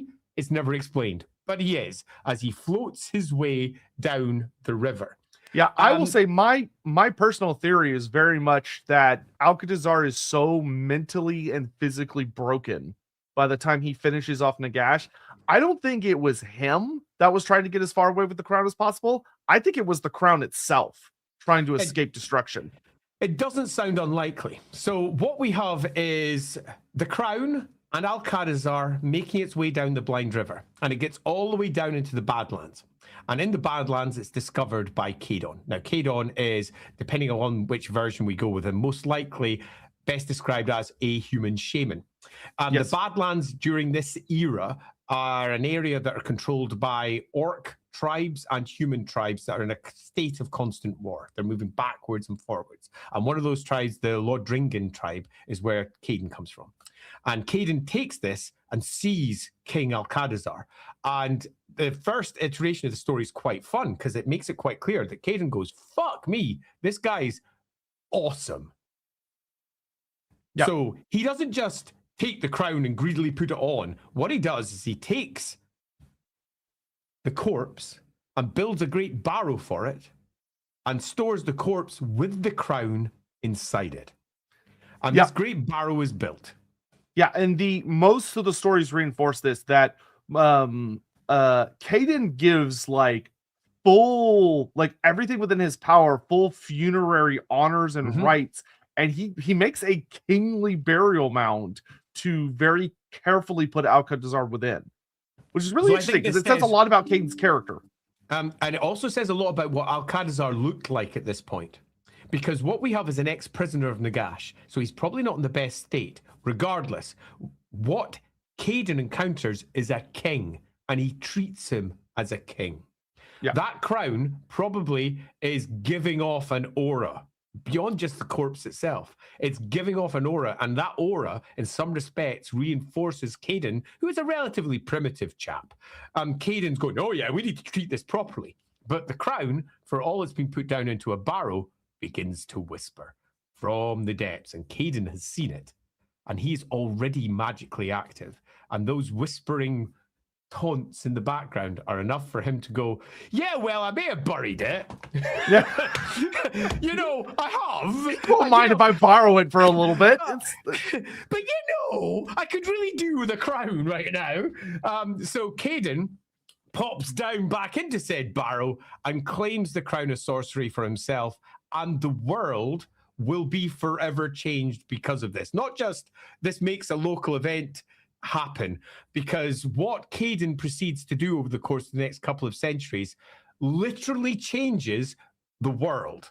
Because we've often got those lovely little stories of the books of Nagash and the knowledge of Nagash. Cadon is the source of most of it. Yeah, Cadon goes from being just some guy to being one of the most important figures in magical history. Yeah. So he is responsible. Let's just loosely describe this. Before the arrival of the vampires, what does he do? This is not the Strigos Empire at this point. This is not the Strigony people at this point. This is his people, the Lodringans. I keep forgetting. Yes, his people. And he binds all of his people together and then goes out to conquer and drives back all of the other human tribes, or conquers them, and drives out the greenskins from the Badlands. Entirely. Now, you might go, what the fuck? Yeah, wait, it's going to get better. He goes all the way to the Black Gulf, all the way to the World's Edge Mountains, all the way up to what we would call the Border Princes these days, all the way down to the Marshes of Madness, and this becomes his enormous kingdom of undeath. This is not a good guy place. This is a kingdom of absolute undeath. Now, in the very first iteration, it's called Morkheim. And if you want to make sense of the Morkheim thing, there's an obvious answer. It's Morkheim just now, and when the vampires come, it becomes Morkheim. It makes sense. They take over it later. Now, we have two versions of the story. The original version of the story is after 2 or 3 centuries. Orcs come along. Basically, all the ones that have been driven out come back again. There's been multiple attacks over the decades, but they eventually come back and they destroy it. That's Dork Red Eye, and the Red Eye orcs come in and destroy it all. Done. And Morath runs off with it. This story gets completely changed down through the editions. As we hit 8th edition, instead, it's not Dork Red Eye, it's our favorite vampire lord who comes screaming down instead and does it having taken the Strigos tribe with him, which he had moved into from, there's a whole story that we can go in with. I mean, how much of his story do we want to go into? Okay, so I'm gonna one last thing I want to do real quick is talk just a smidge more about Caden, and then we'll get into what happens to Caden. Yeah.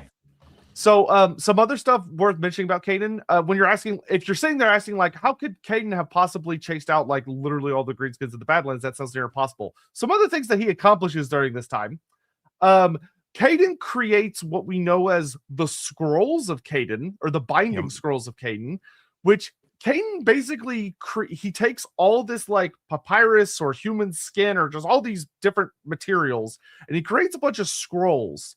And what he writes into them is basically a series of enchantments that if you possess the right scroll and you know how to use it, you can control literally any monster in the Warhammer Fantasy universe.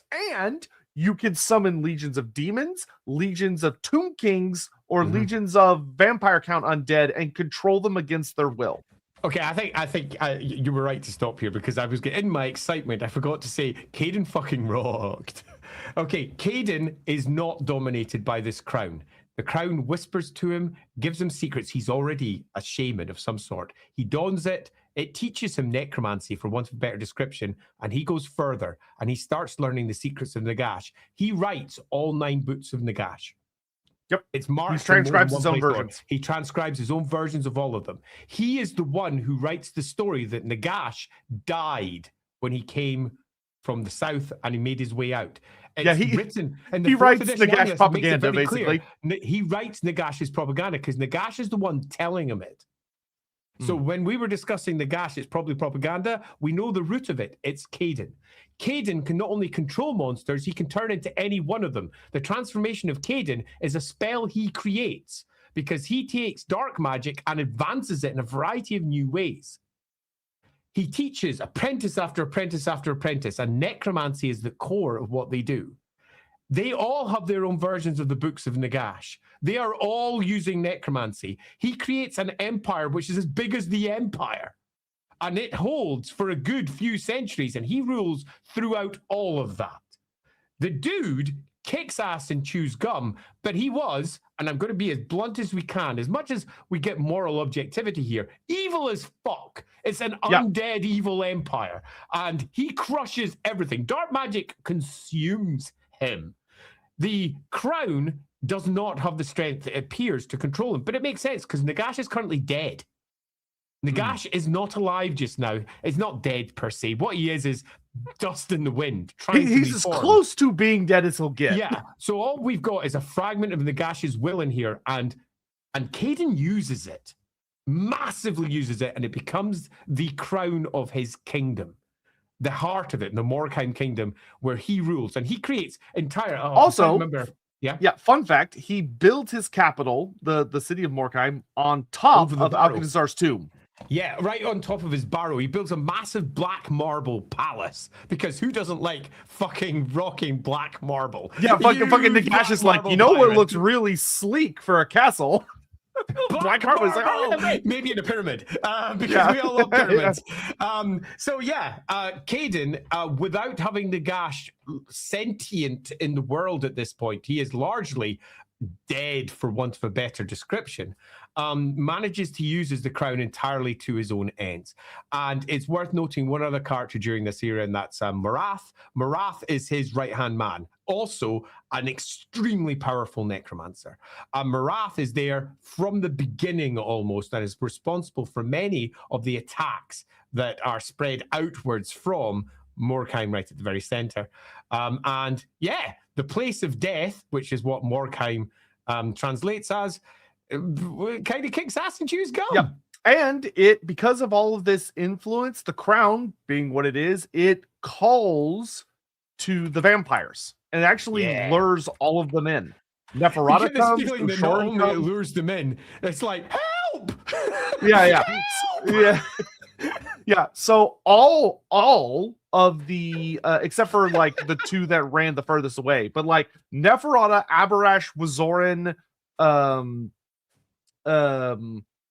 Ushoran, and who's the other? Oh, Vlad is already gone by this point. Vlad pieces out. But the other four big ones, they all show up because, and like we see this in Neferata novels, which obviously takes a little further. Of like they literally see omens and hear things on the wind that almost compels them against their own will to come to Morkheim. And Caden, when they meet him, is a very fucking scary guy. Like these are full first generation vampires, and they are scared of him. Yeah, Caden kicks ass. Yeah, but ultimately, Caden is undone via, depending on how you interpret it, based on their relationship, which different books talk about in different ways. He's undone by betrayal, which is that he's ultimately assassinated by Ushoran. Yeah. And that's super fun. Now, Ashuran at this point has gone through some pretty bad times over in Nagashazar and has come out of that and comes to lead the Strigos people who come down with him to become the core component of building what will become the second empire around Morkheim, Murkane. And Murkane is grounded around that, and Ushoran is the one who does it. Interestingly, Ushoran takes on Marath as his right-hand man, because Marath continues on. Now, let's add a little bit of dating here, just so we understand. This is about 11... It's all... Nagash creates his crown some 1,200 years before Sigmar. By the time we hit around about 1150, somewhere like that, so 1150 years before, that's when the body is found by Kadon, and it's about 1,000, somewhere around there, 1,020, I think, when Ushoran comes in and takes over. So it's 150 years of Kadon's empire down there in the south. And Caden already was relatively old by that point too. He's killed, and Marath becomes the right-hand human, so to speak, inside this empire. Yeah, and Marath is a huge deal, especially if you go with the vampire novels version of the story, because he basically teaches a lot of the other vampires magic, because once again, Wazoran is a dick, and Wazoran he's not willing to teach them, because he wants to hold over them that he is the only one of that studied at the side of Nagash. But Marath goes, fuck now, I'll teach you guys. And he teaches Neferata magic. Yeah, necromancy isn't a vampiric basic. They don't all have necromancy. Many of them have almost fuck all necromancy. It's very much Vasoran stuff. Marath, however, is the one that goes, I'll teach you. And in many respects, you think that might be part of where their deals come from, or why he's still kept around. He seems to be a character of extreme power and persuasion. Yeah, and this ultimately boils up to one of the tragedies involving the Crown of Sorcery, which is Ushoran. Ushoran, which we don't have a ton of time to go into him. This was arguably when he was leaning into becoming the best form of himself, where he had learned a lot of the mistakes they made back in Lamia. He had learned a lot of the mistakes of Nagash, and he was trying to be making a human vampire empire that worked. And there are a lot of stories that show him in a very positive light, but not all. But one of the things he ends up doing, and this is what causes a lot of the other vampires to leave, and they abandon Ushoran a lot because they are irritated by a lot of the language he uses and the fact that he kind of comes off as like he's sort of better than them and yada yada yada. And when the vampires leave, Neferata starts orchestrating a very masterful set of schemes against him, where he starts being attacked from all directions. And somewhat in desperation and somewhat out of hubris, Ushoran, against the advisement of a lot of the people around him, puts on the Crown of Nagash, or the Crown of Sorcery. Dun, dun, dun! And it doesn't go well, because where Caden was actually very, very good at holding off the Crown's influence, Ushoran doesn't. Yeah, because Nagash is growing more powerful over time is the obvious answer to this, as his body is reforming within the Black Pyramid, and it's only a few centuries away from waking up. So it's reaching that point. It's worth noting that this is a process. We're not talking 1 or 2 centuries here. Ushoran leads Moorkane for 700 years, bringing it to its peak. And when it's at its peak, it is a shining, beautiful empire if you go with the Assuran version of it. This is the Strigos Empire, the empire that is the perfect example of humans working alongside vampires. And at its peak, at around about 300 years before Sigmar's arrival, he sends out pretty much emissaries to all the vampires saying, "We've done it. We've succeeded. Come to me. It will be great and awesome," and all the rest. And some of them respond, most do not. It's about 100 years before this that Morath has done all of his great teachings of, for example, the magics over to Neferata. It took 600 years before he eventually went off and taught Neferata et al. How to do necromancy. This is a long-standing empire, 700, 800 years worth of it all. It's not until 200 years before Sigmar's time that all of the other vampires, jealous of the power, arguably, that has been gathered down in Moorkane, enact their various schemes, and eventually the orcs come rumbling in to take out what has been their big enemy. They have been fighting against the Moorkane-Morkheim Empire for almost 1,000 years, and they are desperate to bring it down. They are driven out of their own lands. The Badlands, as far as they're concerned, are theirs. And they eventually come back, and it's Garsnag Cracktooth, I think, who is responsible at the head of the Wa that eventually arrives at Moorkane to bring it down. Yes, and the big battle of this was like the greatest battle of this era, which is the Great Wa. That is most cases seems to be very heavily leaning into mostly like it's got all different kinds of greenskins, but it's very heavily led by a Savage Orc Great Shaman and seemingly a Savage Orc War Boss. Like it's very Savage Orc heavy. I would also argue that this Wa is the precursor to the great buildup of greenskins, because it's only 200 years later that the all of the greenskins of the Badlands effectively gather in Blackfire Pass and are defeated by Sigmar. So these are the armies that have been driven into the mountains and have caused the dwarves no end of problems because of the great human empire that's built down here. You got to remember that Barak Var, which is on the border between the Badlands and the Border Princes, Barak Var had been besieged by Caden more than once in the past. The dwarves are in a state of terrible. It's just not good for them just now. No, it's really being bad. a dwarf is rough. And the greenskins are flooding out of the mountains now to attack this, and then they've got their dominance. They go everywhere, and it comes really bad for the dwarves at this point. And this entire Wa, which has largely been probably set up by Neferata, is almost responsible for the eradication of the dwarves as well. Good times. Yep, very, very true. And this then so Ushoran is killed at the great height of the battle. There's a whole thing about Shaman, I can't remember the name of, god damn it, that's annoying, but Shaman kills him. Yeah, the big bad shaman who's juiced up, just juiced on all this Wa energy, hits him with a big spell and smites him. And when Ushoran is killed, the defenses of Moorkane collapse, but Morath almost yes, he does. Once again, the crown seemingly just being like, "Get me the fuck out of here." He grabs it and he just runs. Yeah, so this is 200 years before the reign of Sigmar. Morath goes, "Fuck this," and runs. The Strigos Empire is destroyed by greenskins. The Strigony people are wiped out almost, and small bands of them that remain head outwards from there and become the Strigony that we will know later. A shattered people who once had an empire that lived with vampires and are thus hated by other humans because of this, because vampires are bad guys, right? So you shouldn't really be dealing with them. Marath heads off into the northern wastes. Well, the north. We're not in the wastes. The north, which is where we should probably pause and get us through some super chats. Yes. So let's go to Formicia. Yep. Formicia, Nagash loves to satisfy his ego a lot. I'm curious why he didn't resurrect Cetra and Alcatazar. Is there any weak point of Nagash's power against the Nehakarans who are against his will? So, Alcatazar, we'll get into in a second.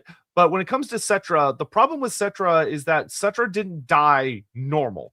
Cetra died, and then his body, or his soul, in this case, was significantly reinforced by just staggering amounts of rituals and magic and artifacts and all this stuff that makes him a very unique problem. Yeah, for anyone, like, he's basically bound into like a big old cocoon that holds him together so much that you can't really puppet him. And there's the easiest way to see this is that when the great ritual of Nagash goes off and it awakens all of the dead of Nehekara, Cetra doesn't wake up. His pyramid was so well designed that its wards hold true against the great ritual, and Cetra is still dead. Yeah. Someone has to go in and wake him, or Kotep literally has to go in and go through a whole process to wake him up manually. And Alcatazar, the story of Alcatazar changes depending on which source you look at, but more sources seem to agree that Alcatazar's, if you read the novels, Alcatazar's body is destroyed and his soul is utterly destroyed during the events of Caden and Ushoran killing Caden in his rise to power. Because basically Alcatazar's soul is like trying to keep the crown away from people, and in order to get the crown, they obliterate him. Yeah. And to unlock its full power. Other sources have it that Alcatazar is still buried beneath Morcane, but nobody knows where it is. And I think that makes for an interesting story, so I quite like that one.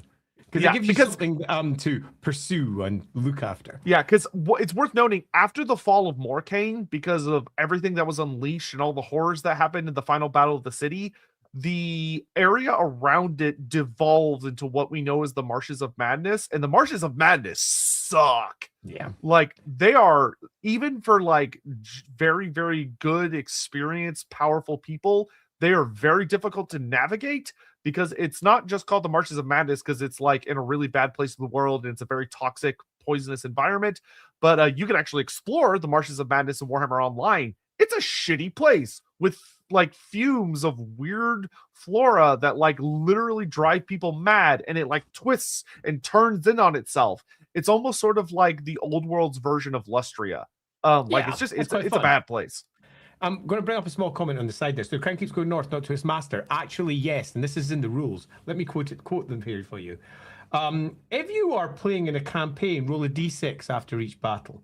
On a roll of a 1, the character wearing the crown is corrupted by its power and disappears into the northern wastes, seeking dark knowledge.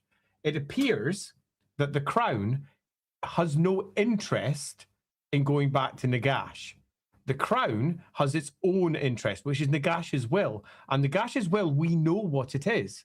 We know Nagash's will. He wants to ascend, become a god, a very material god, but that's ultimately what he's trying to do. And it's quite interesting where the crown ends up as we look through its history, as it travels north and then comes to a halt. But we're about to get onto that. So next, super chatty bit. Yeah. Oh, you okay there? Yeah, sorry, I'm speed reading something real quick. Okay, well, while you're doing that, let me grab the next super chat. Cole Patterson, the Lich from Adventure Time's hand crawls off. Always wondering if that came from Nagash or both ideas came from D&D's hand of Vecna, or people are just constantly referencing Thing from the Addams family because they can't help themselves. It's uncertain where the first one came in. Watchdog 3079, similarity of Nagash to Vecna especially. Yeah, you're not wrong. There are quite a number of similarities there. Ricky Chapman, we love the image of Nagash's hand getting a role as Thing's stunt double in Addams family while waiting for the time to strike. And yeah, it does basically scuttle off. But this is I forgot to mention. Let's do it now. Caden is the one that turns the artifact of Nagash's hand into the claw of Nagash. He does mention that. So when Caden was ruling, he seeks out and finds the claw of Nagash, which was presumably scuttling under a rock somewhere. He binds it underneath a whole host of enchantments, wraps it up, and freezes it into place so that it's no longer its own thing. It is now an artifact that he wields. So he wields the claw of Nagash. It's one of Yeah, his and he artifacts. makes it He's got into the a crown and the claw. he makes it into a nasty fucking artifact too. Oh yeah, And I love the claw you of can see Nagash. here, this is another time where Caden suppresses Nagash's will. Because you can imagine the hand was trying to get to the crown. But Caden intercepts it. And the thing here is we will meet figures It's more likely Nagash's hand was going back to the Black Pyramid. Yeah, but either way, it got caught. But it got caught, and it got caught because Caden could effectively access it through the old crown, and he turns it into an artifact for him to use. Caden is quite the piece of work. Yep, and eventually it does find its way north. I actually wouldn't be beyond saying Morath probably took it with him, because it ends up winding its way north, and it ends up in Sylvania later, where it gets put into a Mortis engine by some necromancers, and it's the most powerful Mortis engine in existence. Nasty thing. Fire Snake. So the crown is a sentient phylactery. That is a way you can look at it. Yeah, definitely a way to look at it. Formicia. When Caden took the crown, in that time, what were the vampires doing? They were afraid of Nagash, then why didn't they interrupt them to search for the crown? So you have to keep in mind that after the war against the OG Nehekarans and Nagash leaves for Nagash's Tsar, Nagash was pissed at the vampires. Because when Vashanesh dies, or Vlad von Karstein, and they break free of him, they just scatter to the 8 winds. Like, they just run. Yeah. And so they flee across the world because they know Nagash is pissed, and they're scared that if Nagash basically comes for them, he's going to obliterate them. Only Wazoran goes limping back to Nagash because he's a dog and he goes back to his master. But the others run, and all of them like we know Neferata goes up into like the World's Edge Mountains. Ushoran goes to where the Strigos people, where he goes and finds them. Yep. They basically just run away. That's after some terrible times in Nagashazar as well, because he hangs around with the ghouls over there for a while. Yeah, basically they just run, and they don't even, most of the vampires have no idea Nagash died for a while. Like most of them do not learn about the death of Nagash until they come to Morkheim. And they see the crown. Finds it. We're talking weeks after Nagash dies, because Alcatazar goes up for a few weeks, dies, goes downriver not long after. It could be a year, could be a couple of years, because he might have frozen there and then broken off at some point, but it's not a long time. There's no great big search. They don't know there's anything to search for. It's not like there's somebody going, the crown's free! Woo! It's not like Nagash has been obliterated. As far as the Skaven are concerned, there's not a single bit of him left. All his artifacts are destroyed. Everything is finished. And as far as anyone that comes to Nagashazar would be concerned, the remnants of his empire is in an absolute state. It's a mess. And some vampires are indeed there. It's a proper mess. So yeah, there's no obvious signage saying we need to do this. And when Nagash died, it was like a very weirdly intimate, quiet duel. Like Archon the Black, you have to remember, Archon the Black stumbles upon the scene after Nagash is already dead. Yeah. And that's Archon the Black, Nagash's best boy in the universe. There were many people that did not know where Nagash went. They weren't sure if he died or if he merely like fled. Like, who knows where he went for a while. It took quite some time for word to really get around that he was gone. Yep, totes. Carl Franz, Monsters Arcanum / Storm of Magic does not consider Caden the Shackler and Caden the Eternal the same person, if I remember correctly. So this is what I was reading, because I wanted to double check this. Because the wiki says it's the case, and the wiki is dumb and it's wrong. So the reason is that in the Monsters Arcanum, they talk about quote unquote Caden the Shackler, which is basically Caden that creates the Binding Scrolls. And it's specifically an in-universe written note by a human in Talea. And he writes about Caden because he doesn't know who Caden is. And he says that, according to his research, Caden is a super powerful ancient human from before the Empire who, according to his research, was somewhere in the north at some point when he created the Binding Scrolls. That's all he says. This is not a case of like a God voice saying that there are two Cadens that were around the same time and one of them was in the distant north. This is a guy in the setting, which is how this should be done, who is reporting to a superior about a guy he knows nothing about. And is it possible Caden did go into what we know as the Northern Old World at some point during his life and reign? I think it's far more likely Marath was just using his scrolls. And that's also extreme. Yeah. But because Marath is about to go exactly here. Yeah. Keep in mind that this is very much a don't take that at face value. You have to take this in mind with what's going on with the rest of the setting. There's not two Cadens. There's one Caden. Yeah. That's it. Pretty much.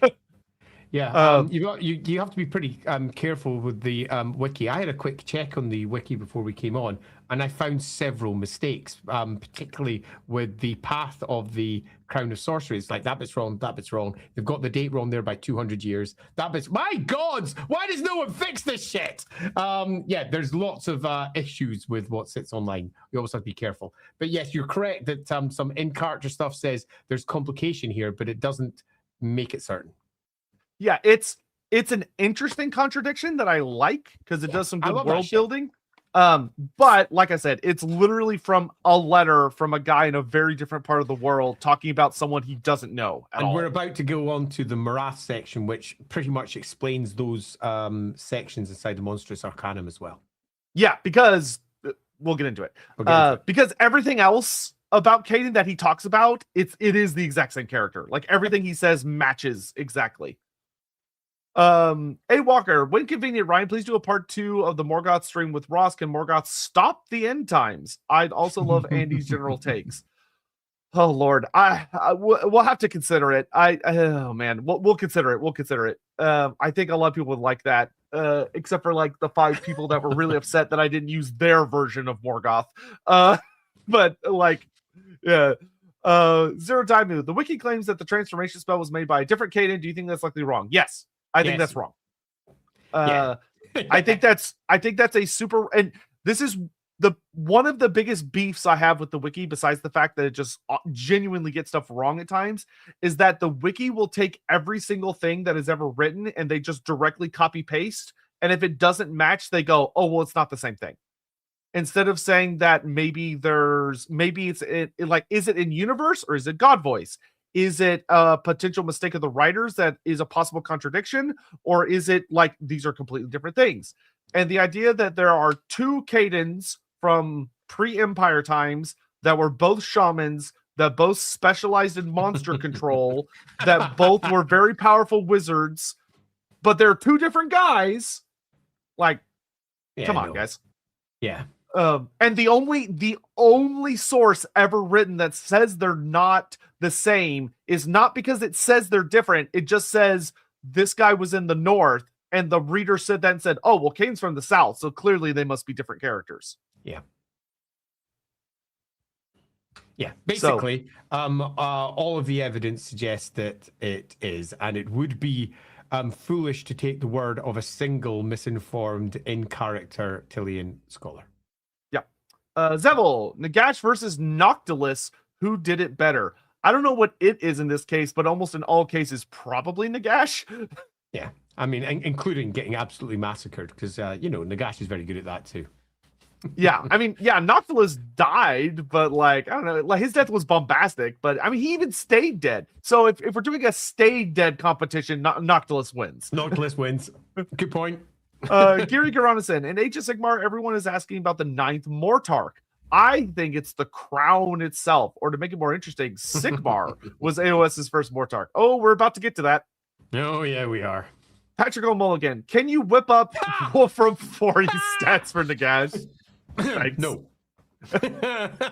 I would never, ever stat Nagash, because then you're implying that he could be beaten. Would be my response by a player party. I mean, he can be beaten. I'd be quite happy statting people like that. I'm not of the belief that rules have got to have. I would bullshit his stats in my head. I would never let the players know. I would be happy to do it, because you're always making me want to do it there, Patrick. So our next section is what happens with Marath. We have very little detail over the next section. All we know is that in some 2 centuries, he moves from someone who appears to be broadly human. He appears to be a pretty cool, chill guy from down in the Strigos Empire. But after 2 centuries of being up in the what is going to become the Empire. He takes over and leads a kingdom from Brass Keep, up in the north, not far from Middenheim. And Middenheim, that great massive peak with the eternal burning flame on top, has its flame at this point, and he takes up court, so to speak, looking down upon said flame, which for someone who wants to ascend, sitting at the heart of his crown, is, I think, super interesting. That he decides that this is the home, and as pops up in the books and various other sources, Brass Keep is a spooky, crazy place already by this time, and Marath arrives to take it over. Yeah, and Marath, of all the people that wear the crown that we get to see in the setting, Marath has the worst time. Oh yeah, really he does not. Worst time. The crown brutally shatters his mind. And he goes from being a relatively human-looking guy to a broken, emaciated, ancient necromancer-style person that Graham McNeil describes inside the Sigmar Chronicles. And Marath has become a very different individual from what he was previously, where he was arguably one of the best dark magic necromancers in the world. The Marath that we see inside the novel is a twisted, broken human who is covetously holding on to the corrupting power of that crown. Yeah, he also, if memory serves, within the Graham McNeil series, he goes on some pretty interesting rants about where he thinks he is and what his overall like big schemes are. And you could tell the crown is very much urging him to build up power, which he is in a very magically resonant place. And he's seemingly kind of building up his influence and power to prepare for a southern invasion, to invade south. Yeah, totally. He's doing some empire building up there, and he is no longer sane. He is not the man that he used to be. He is not the teacher of necromancy to Neferata. This is Neferata's teacher. Yeah, I actually liked Marath a lot in the Masters of Death. Well, it was supposed to be a trilogy, but it ended up just being a duology because it got canceled because of end times. But if you ever go read like the book Masters of Death, he was genuinely like a very good, compassionate like as far as necromancers go, necromancer characters go, he was a very nice man. Yeah, and it's quite interesting because this is one who came from the monstrous empire that came before. We have different conflicting lores because it's novels. Novels often forget to look at the whole story. Marath is a complicated guy if we take the whole story. But the Marath that we have at the end is broken, powerful, broken, and haunting Brass Keep, which is why Sigmar and his mates come up to kick him the fuck in because he is a problem. Yeah, and I would agree a lot with Andy that if you're looking for an explanation of like, well, why does this Talayan guy think that Caden was from the north? If you have it where Marath is literally going around screaming that he is Caden or thinks he's Caden, and he's using Caden's magic. Yeah, he is there. Yeah, and he would have been using the same powers. He would have had his binding scrolls. Like he would have had these horrible legions of gigantic monsters that he's using to stomp everybody around him. And it's a bad, he would have been a horror of the early world. Yeah, totally. And conflating and mixing him up with Caden is, I think, a very simple thing to do. He is, after all, just one step away from Caden. As degrees of connection go, he's right there. And he is the one who is spreading the magics of Caden, who is spreading the scrolls, and not just the scrolls, the books of Nagash that he had. He's got them with him. He's got the teachings of Caden and Nagash around him. He basically is a new reborn version of Caden, but this time in the north, and insane. Truly fucking mental by the time Sigmar arrives. Interestingly, a lot of the foundations, not only of necromancy, but also of the druidism of the shamanism of the modern day Amber College comes from what Caden brought north with him. What Morath brought north with him. Morath. He's a master of a host of magics, but he devolves completely. And what we have here is a broken man that Sigmar comes up to effectively kick in. And this is Sigmar the Emperor, not Sigmar the pre-guy. He's now Emperor. He's been crowned. He's done his thing. And he travels up there with his mates to kick him in. Yep, he's defeated a big chaos invasion. He's killed. He's accidentally been thrown, or Oh, he's the been dates of this are thrown. all really broken because Nagash, in terms of how long everything took. Yeah. So but at this don't point, think about it too hard. Yeah, he hasn't fought Morcar yet, but he has fought. He has fought a chaos invasion. If you believe the Graham McNeil stories, he's killed a bloodthirster at this point. He's defeated the orc invasion. He's done all that stuff. Yep. And he hears about. This happens very early in the third book if you go with Graham McNeil's version, but he hears rumors about something's going on up at this keep that's been there forever. And the Tutikins are like, don't go up there. The place is fucking weird. We're not going up there. I just realized what that was. I was like, what is on my camera? And it's this fucking thing there. There it is. I was like, what's wrong with my green screen? But so Sigmar fights Morath. I do really enjoy Graham McNeil's take on this fight. Because this is actually one of the few forces that Sigmar is like, they struggle against Morath, and he almost kills one of the OG companions of Sigmar. Just flat out, just basically murders him. And Sigmar, because of Morath's deeply declining mental state, he's not really well in control of himself, and he's kind of like lost to rambling and doing all sorts of stuff. And Sigmar manages to kill him, but one of Sigmar's companions is dying, and Sigmar comes to the crown tempts Sigmar by almost whispering to him, I can help you. I can help you save your friend. Just put me on. Just put me on. And Sigmar very, very quickly puts on the crown. And fucking awesome. And finds himself able to use magic, and he heals his friend, and there's no consequences, and that's the happy ending of the story. It's brilliant, and absolutely nothing goes wrong at all. So this is the point where you go, wait, what? Sigmar puts on the what? Yeah, Sigmar puts on the crown, and he's got Nagash's crown now. It's not just he picks up the crown, takes it back to Altdorf, and goes, "Oh, this is an evil thing. We should be careful of the evil thing." He's like, "No, fuck no. This is my crown now. Thanks very much. I'll be wearing that. Thanks." Yeah. So one of the fascinating things that is often forgotten about Sigmar is that a lot of us know modern Sigmar has a whole bunch of things about, magic bad, burn the witch, blah, blah, blah, blah, blah, blah. Sigmar goes through this. He has an arc where he genuinely falls in love with being able to wield magic. Here we go. He is imagine a species that cannot use magic becomes level 3 when putting it on.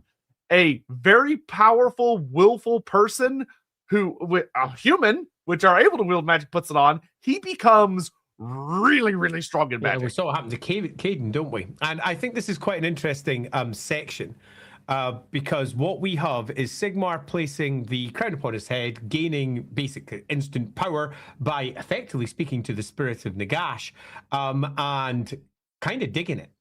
And what we also have, beyond the fact that Nagash and he are about to have a bit of a battle over this particular crown, because throughout this whole process, Nagash is now awake. He's got up. He's down in the south. He's reformed in Nagashazar. He's not Nagashazar. The Black Pyramid. But in the Black Pyramid, he's come all the way north. He's found out his crown is out there. He's pissed. He's gone all the way back to Nagashazar, reclaimed Nagashazar, has got it, finds that all the warp stones gone. Skaven have mined it out. Pissed. Goddamn Skaven. Forged his new claw, big fuck off claw. Finds out through various demons that he speaks to and ghosts that he speaks to, doing dark magic, that the crown's up there. Does a big, huge tour to try and find where the fuck that crown is. Gets all the way up there, holds up in some old elven ruins, wakes up Krell. Let's not worry too much about that too. And eventually decides to go to war with Sigmar, by which time Sigmar is back in Altdorf, well, Reichdorf as it's called back in those days, ready to do battle against the encroaching undead hordes. And this is just 15 years into Sigmar's reign, because time doesn't make a great deal of sense. Yeah, they really could have spaced a lot of this out. In a slightly better version of the story, this would probably be like 30 or 40 years into his reign, but whatever. So one of the things that does happen is that the crown, so in Graham McNeil's version, which I like, though I would add to it if you're ever wanting to retell your own version of the story, Graham kind of, I don't want to say he softens it, is what I would say. That's fair.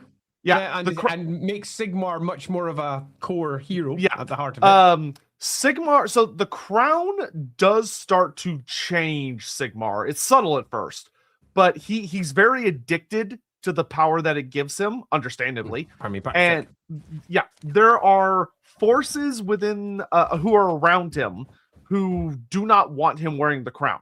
There are various like priests that are warning him about it, and many of his we'll say mundane friends, what are the elector counts, are not huge fans of the crown because Sigmar has already come out by this point as a fairly anti-magic individual. He has the whole incident where a witch basically led to the death of his wife, the only woman that he ever married, which he deeply blamed magic for, and all of him and his allies just had a really, really, really bad time in the Siege of Middenheim, where this great Norskin invasion force that was teamed up with Azazel. He's not Azazel yet. He's still a human. He's not a demon prince yet, but Azazel was with them, who is Sigmar's former brother-in-law, and used to be a member of his own tribe. And there was like a bloodthirster, and there was some really powerful chaos sorcerers, and there was a whole fucking thing. And they've had a very, very bad time against magic. But despite having this horrible time against magic in all these different forms, Sigmar is now wearing the crown, and despite all of his previous declarations of anti-magic due to all of their experiences, he's suddenly like, oh, you know what? Magic's fine if I use it. And so many of the people around him are becoming critical of him, and Sigmar starts to become a bit more insular. He starts to become more wrathful, which, granted, if you look at Sigmar realistically, he's already committed several genocides without the influence of the crown by this point. Just look at Norska. Well, especially after the fight, the Siege of Middenheim, to try and find Azazel, which this is even in Graham McNeil's version of the story, which is a more heroic take. Sigmar still genocides the Norskins just to try and find Azazel. Crazy, man. Yeah, and when he puts on the crown, eventually he starts imprisoning his allies. He starts becoming more radical. He starts becoming much more harsh and cruel towards the other tribes in the Empire. And Graham McNeil doesn't have him do this, but what I would very heavily suggest is he starts murdering a lot more people. And maybe even go so far as using necromancy. He doesn't in the actual novels because that would be viewed as too bad guy for him. But literally everyone else that ever puts on the crown uses necromancy. Yeah. It's the truth. And dark magic. Let's not forget the dark magic that comes alongside. Yeah, and dark magic. Like it's a horrible, horrible artifact. It's not an artifact that teaches you how to heal people, for example. It's an artifact that teaches you how to resurrect them. You do feel like the story of what happens up in Brass Keep has been somewhat twisted. It's not so much that he saves that dude's life, he just brings him back. It's not quite what the crown does. He's made the crown be a little bit too beneficial when worn by Sigmar, where when everyone else was using it, it's a source of dark magic and corruption. Yeah, in Graham McNeil's story, I think and it's like, okay, I'll just heal my friend. Oh, we're okay now. Magic's okay. Yeah, I think the worst thing he actually does in the book, which is very silly, is like he has some of his best friends arrested like thrown in jail for like making him upset, and they're like, "Oh, Sigmar, you've become so evil." And I'm like, "All right, Graham." What I would suggest is if you want to view the Sigmar books as in-game artifacts, they almost make more sense because those books suggest the White Wolves were made by Sigmar.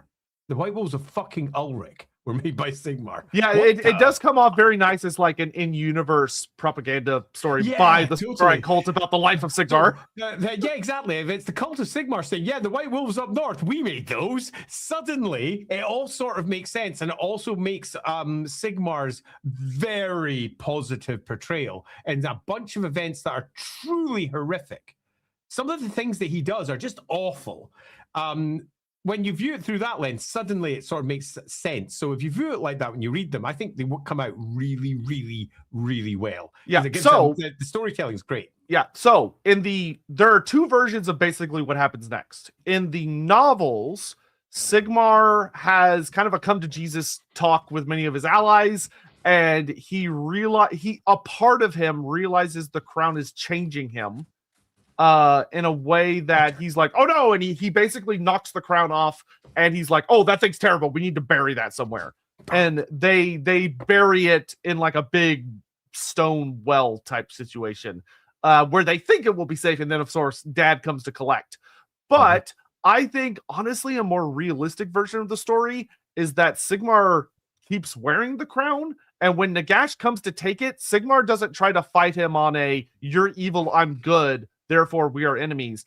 I honestly feel like the fight, especially with the way Nagash loses at the end, the fight seems to come off much more realistically as Nagash goes, oi, that crown you're wearing, it's mine. And Sigmar goes, no, this is my precious. How fucking dare you? And they fight over it.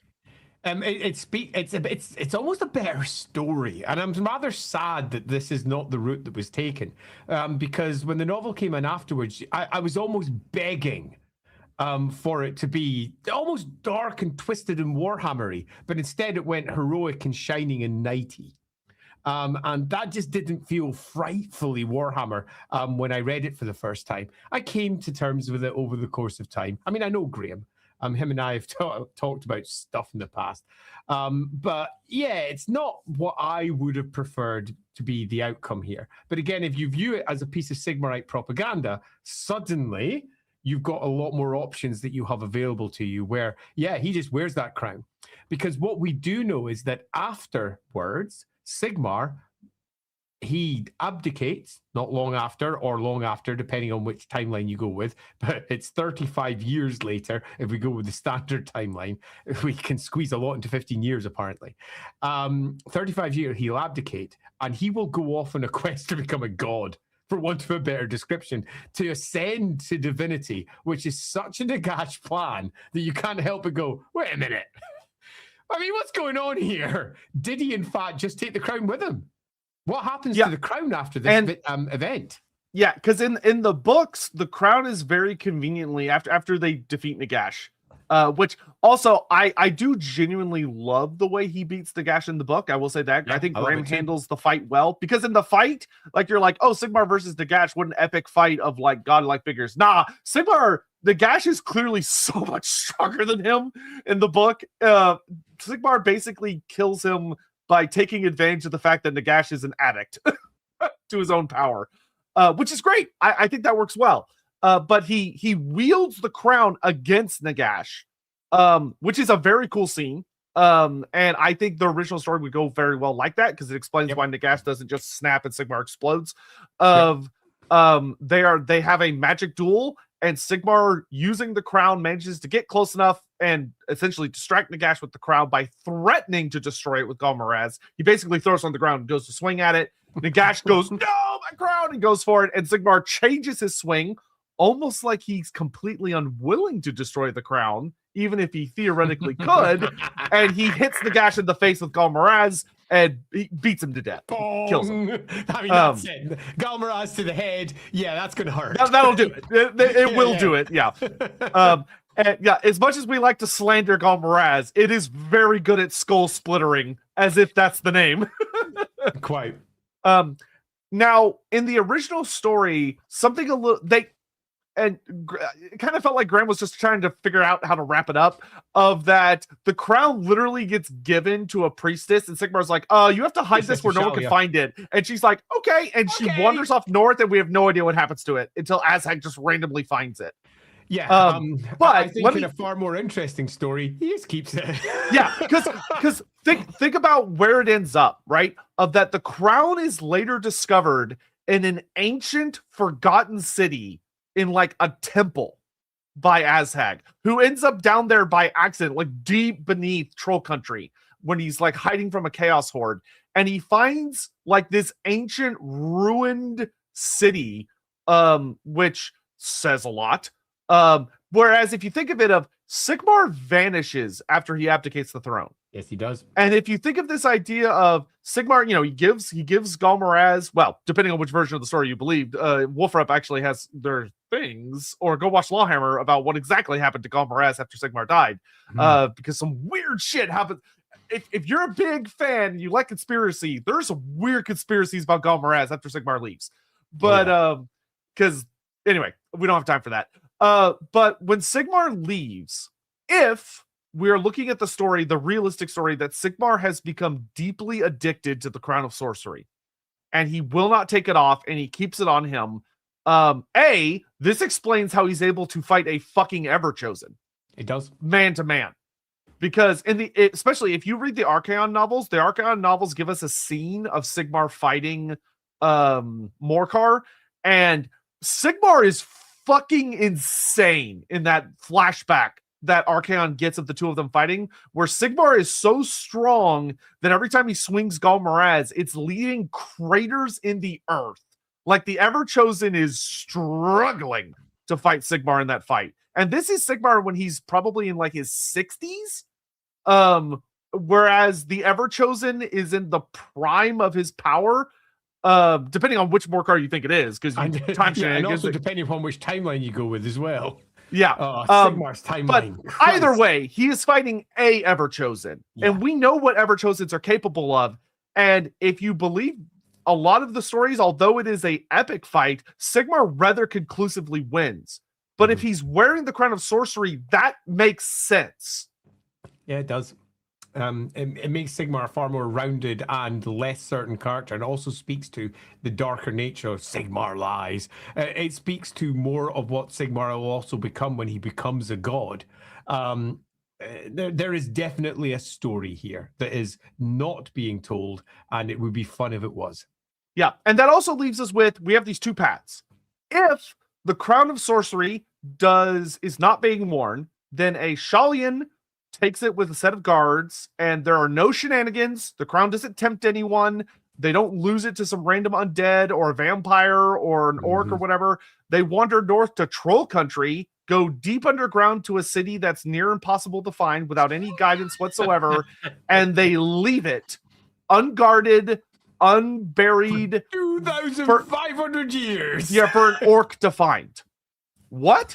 Whereas if we have the other story of Sigmar is still wearing the crown, and it has changed him enough that it has given him Nagash's own compulsion to ascend to godhood, and Sigmar, with the crown's guidance, wanders to an ancient, hidden, forgotten city where he unlocks a deep, terrible power in the northern part of the world, where all that's left of him after the ritual concludes is just a single crown lying by itself on the ground collecting dust, and Sigmar's body is nowhere to be found.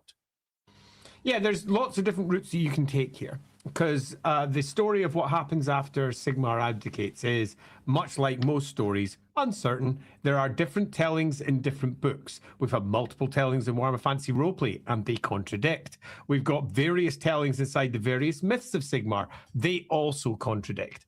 But what we can say for certain is that Sigmar abdicates, Galmaraz either does or doesn't go with him, and that Crown of Sorcery, which he wore for quite some time, either did or did not influence him.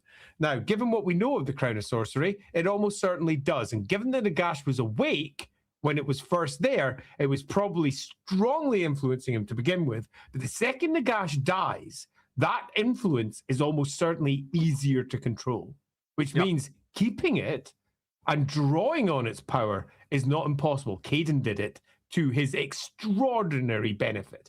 Did Sigmar do the same? Is that one of the reasons why his rule was so absolute and complete to begin with? Possibly.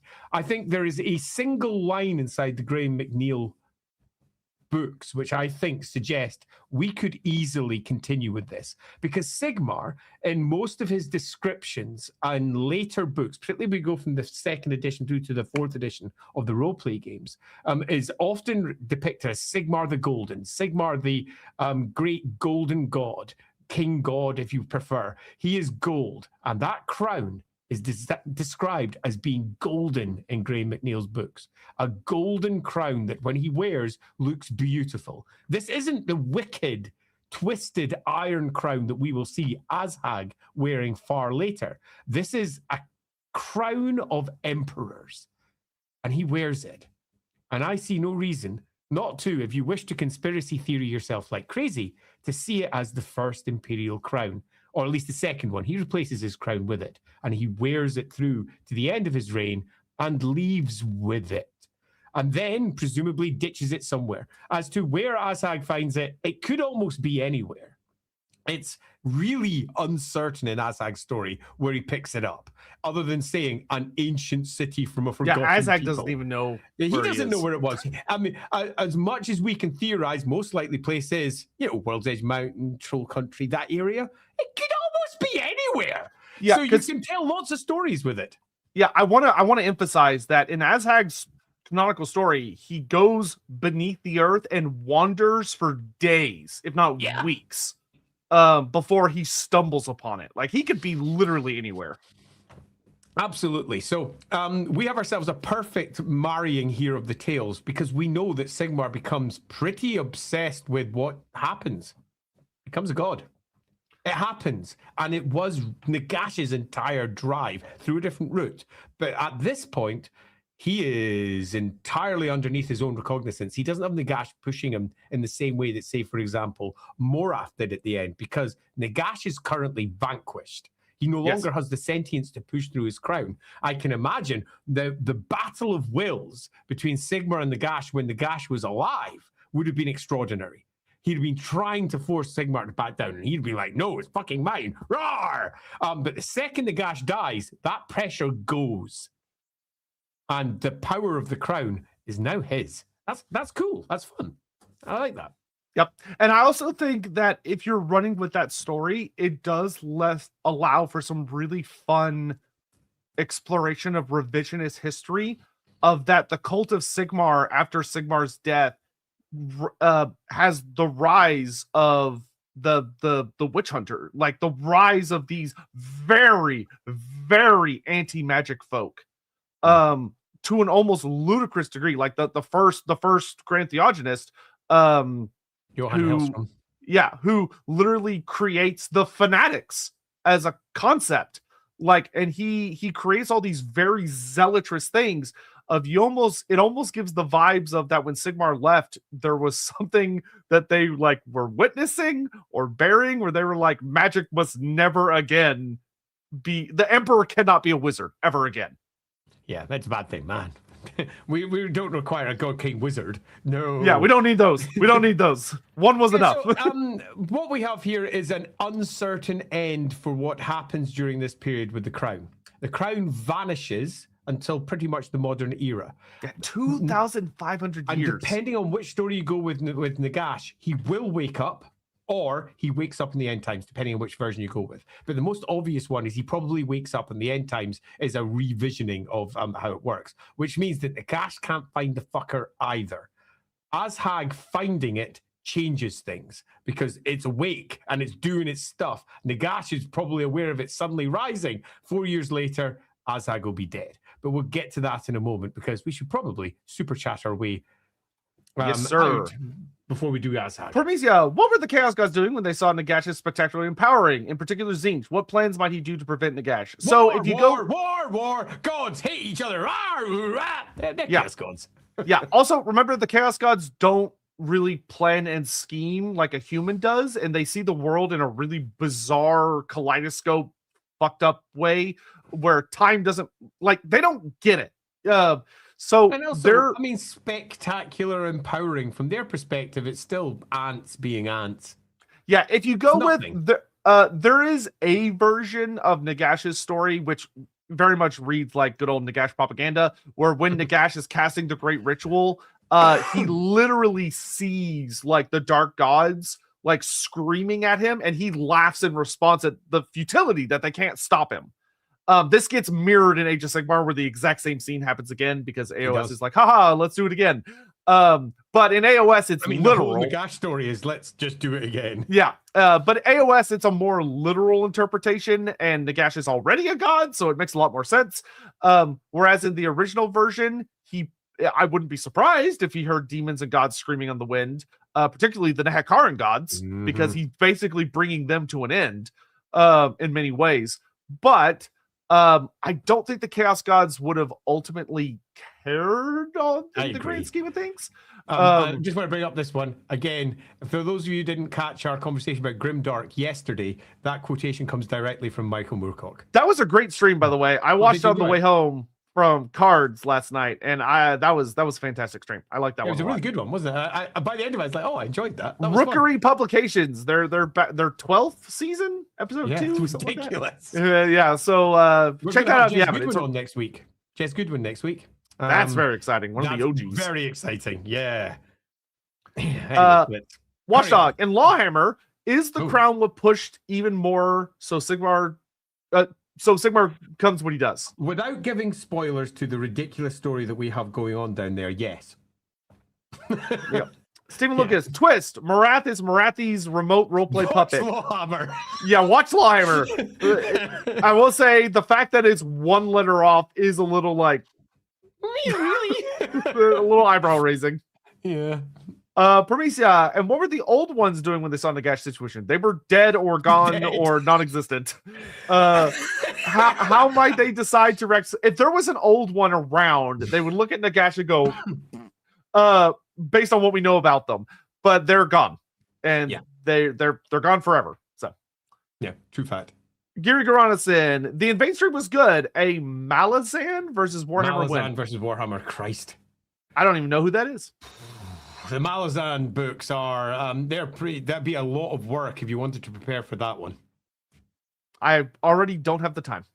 Sarmillion Bloodweaver. Maybe Sigmar used necromancy in less obvious ways, talking to ghosts or using the spine as friends as he gets paranoid, talking to a dead wife. Yes. I think all of that is probably the case. If we're trying to look at this without anything other than what the crown does, what Sigmar was, and all the rest of it, it would make sense that Sigmar would have become much more brooding and would have become much more involved with a variety of dark. You know, I will say, I didn't even think about, I actually love the idea as one of the explanations why he never marries again is wearing the crown. He talks to a shade of his dead wife, and he's addicted to it. He can't move on from it. Yeah, I think that would be perfect. Man, that would actually be really tragic in a really fun way too. Matthew Adamsdeal, Nagash and God Parallel. Is that a part of the reason Nagash and Sigmar can work together in the Age of Myth and AOS? Kind of. You could argue that. Yeah. I actually, that would be a really fun conspiracy for why they work together in Age of Sigmar, is that Sigmar in his own way is able to influence Nagash. Or vice versa. I find the Nagash Sigmar relationship a bit difficult because Nagash's character basically hasn't shifted as we move to Age of Sigmar. It's almost identical to what it was before. He hasn't really grown up at all. Sigmar is a very different entity, but Nagash hasn't, which means we have the creature. Because when the Nagash Sigmar fight comes, Nagash loses. He summons all the vampires to him. Most of them ignore him. And he curses every fucking vampire in the world. Every vampire in the world. Because of their betrayal of him. Because he's so fucking pissed. He is beyond angry about what's happening here. This is not someone who easily forgives. This is not someone who's going to go, yeah, okay, I'm cool with that. Sigmar beat him. He's not going to be happy about this unless it's either one of two things. One, he wanted that to happen. Seems fucking unlikely to me, but you could probably write that if you wanted. He purposefully lost for some really obscure reason. Or two, after Sigmar has some form of control, hold, secret, whatever that he has come upon that allows Nagash to basically have to be forced to get over it one fashion or another. It could be control, it could be anything. But what we can say for certain is Nagash hasn't grown. And him working with Sigmar doesn't make a great deal of sense unless something has occurred. Yeah, keep in mind, Sigmar literally finds Nagash basically dead and trapped beneath a mountain, and Sigmar raises him. Yeah. There's especially because the Age of Myth is it's never presented in a very this is what happens. This is what the stories say about this Age of Myth. Mm-hmm. Because Nagash and Sigmar's relationship is genuinely very interesting in the Age of Myth, especially because of how genuinely emotional Nagash gets about it later. Mm-hmm. Nagash fucking hates Sigmar in with what eventually comes to happen, and Sigmar hates him right back. So there was something that happened, which is a bit of an unexplored story. Yeah, the whole story in the Age of Myth is it's a story that's not really explained. Yeah, Necromancer Kobold. Would the Fire Mouth of the Maw itself be a good Mount Doom for the Crown of Sorcery? The Maw, yes. The Fire Mouth, not so much. Yeah, I think the Firemouth, no. Yeah. Stephen Lucas, thought of a future what if Azhag resurrects himself years later within the vault using the crown because he's a thinky orc, a total like he resurrects himself in Altdorf. That would be very funny. The crown's just sitting there by itself, and then it just pops an orc out. There's some logistical issues with this future what if. I think the biggest problem with the story that we're about to move on to in the last minutes regarding Azhag is that it was written right at the beginning of Warhammer, without any real awareness of what Nagash was going to become. And it never really got rewritten, meaning that we have the same story in 8th edition that we almost have in 4th, just with more words. But we'll get to that, and I'll explain why I think this is in defense of Total War, I will say the canonical start date for Total War Warhammer is when Karl Franz ascends the throne. Azhag's still alive. He's not dead yet. He doesn't die for like another 10, 15 years. Man, 17. Karl Franz, Emperor of Man. Was Caden always a color mage? Did the crown give it? Color-specific mages weren't really a thing before the Colleges of Magic, and this was way before the Colleges of Magic. Yeah, like uncounted centuries. Well, quite. He would have been what we would consider a messy dark mage. He would be called a dark magic user. Yeah. Because he's using dark magic, including an enormous amounts of necromancy. If Warhammer's to write rules for him, they'd probably just make him a necromancer with the Winds of Death. Yeah. He has a very notable relationship with the Amber Wind. So it's likely that's just kind of what he naturally should be there. I mean, that was his original shamanistic practices. Yeah, that's what his enhanced. That seemed to have been his natural original gift before he got the crown. He does appear to be extraordinarily skilled with it, and the crown made him more so. Yeah. Primogenitor. So the crown made Sigmar a god. Everyone who wears it creates strong empires, and it makes people do Nagash's will. Not exactly. Not exactly. I'd say almost no to all of this. Did the crown make Sigmar a god? No. Did Sigmar become one? Yes. Did it perhaps inspire him towards ascension? Very likely. Everyone who wears it creates strong empires? No. Sigmar wore it after he made an empire, for example. As we're about to discuss with Azhag, he doesn't create a strong empire at all. So no, but it does, those who have it gain an extraordinary lust for power. That appears to be the case. And the lust for power often manifests as empire. So almost, I'd say to that one, Primogenitor, but not necessarily quite that. Yeah. And the whole thing about Nagash's will, it seems to depend a lot on what Nagash is doing. Because the characters that wear it when Nagash is dead seem to have more of their unique identity to them. Yeah. Whereas when Nagash is alive, it does seem that he can very much influence wearers. Mm-hmm. All right. Yeah, and that takes us to Azhag the Slaughterer. Yeah. So Azhag, before he finds the crown, was basically kind of a whatever big boss within a tribe of greenskins that was roaming around troll country when a chaos invasion comes down for the spring drivings. So there's a spring driving of chaos stuff, and the orcs go, oh shit, and they get the fuck out of the way. And the way these ones got out of the way is they go underground into there's tons and tons of tunnels beneath so much of the Warhammer world. And they get lost because they're orcs. And they wander and wander and wander until they eventually find some ancient city. And as they're looting it, Azhag, as the biggest boss who seems to have survived up to this point, finds a shiny boss hat and claims it for himself. And he puts it on, and shit happens. Yeah. Azhag suddenly becomes a very powerful sorcerer, which for greenskins is super fucking weird because that's not normal. It doesn't happen. It's impossible. But now it's possible. Yeah. And Azhag's relationship, like Andy said, it's kind of an interesting thing of like, it's an old lord story that's sort of got messed with little bits and pieces, but has remained kind of true to its old roots. So it's a bit of a weird story, which is fun. But Azhag, with the crown on all his head, expertly guides the remainder of the Greenskins out to the surface. He knows the way to the surface, innately.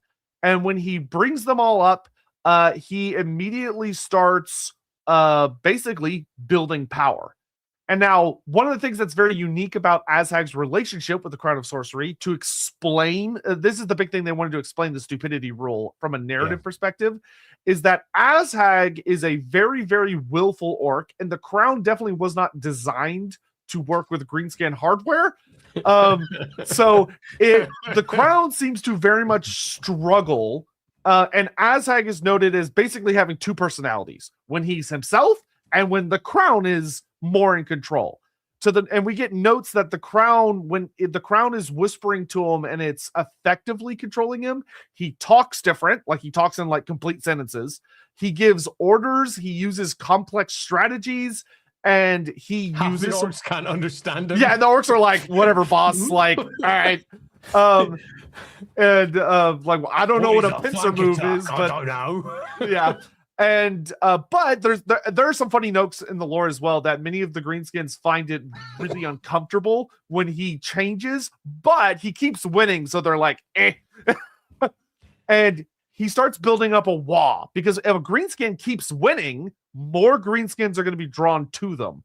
And he starts running around Kislev and North Empire and the World's Edge Mountains, kicking ass, chewing bubblegum. We know he makes it all the way up to Red Eye Mountain, where he kicks the shit out of the Night Goblins, and Night Goblins go, "Oh, you're the boss!" And they give him the big female wyvern, Skull Muncha, which he rides, which he just dominates with a look. Like, it's noted to be this very willful wyvern that kind of comes off as the goblins are trying to assassinate him by giving him a wyvern that would hopefully eat him, and he just looks at it and just dominates its will. Immediately, almost like Caden. And he gets on this wyvern and he starts riding into battle. We get this really, really big fight, which I can't remember if this is 100%. It's either the Battle of Butcher's Hill. I think it's the Battle of Butcher's Hill. Yeah. And it's very much a play on the Battle of Bunker Hill. But it's this big battle where this is where he gets known as the Slaughterer. Because one of the things is, as Azhag's wall starts building up momentum, Nagash is alive at this point. Keep that in mind. Yep. And when the Crown is in control, it influences Azhag to go south. Like, he goes directly south. Whenever he's in control, he starts meandering towards like the nearest settlement. His attack goes all over the place. Yeah, so he has, like, if you were to ever like draw out a realistic path, it's this kind of funny thing where like line, squiggle, line, squiggle, line, squiggle.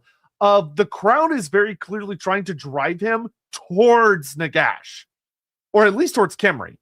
Meanwhile, Azhag himself just wants to smash and bash and loot anything that's close. And Azhag is caught arguing with himself. He's caught having fights with himself. But the big moment he becomes known as the Slaughterer is at the Battle of Butcher's Hill, where there's this huge Empire force that assembles to defeat this Wa. And they've got defensive posturing. They know how to fight Greenskins. And they're all set up, ready to go. This is in the Northern Empire. And Azhag shows up on the battlefield. The Empire is firing all their weapons and war machines and magic, and everything's going fine until Azhag, up on his wyvern, flies over this hill that the Empire's on. And in the original story, he unleashes a horrific necromancy spell that kills a number of people on the hill. And basically everyone on the hill that dies immediately gets up as a zombie and starts attacking all the people next to them.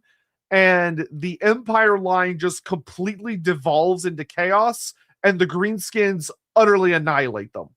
And Azhag is known as the Slaughterer because they get slaughtered. Interestingly, he doesn't call himself Azhag the Slaughterer. It's the Empire's name. Yeah. It's a human name for him. Yeah, not a single Empire soul survives it, and everyone who's killed joins his army as undead.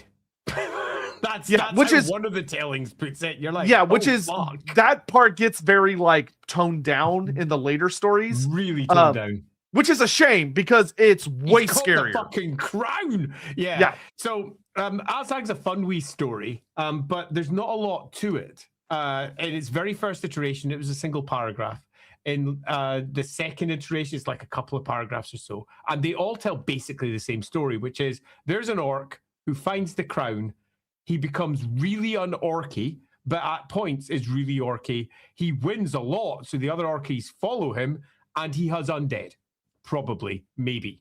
And then he dies because in the original version, he just loses. There is no extra to the story. Yeah, we'll get into the updated version because it's fun. The updated one we'll get to because it is fun.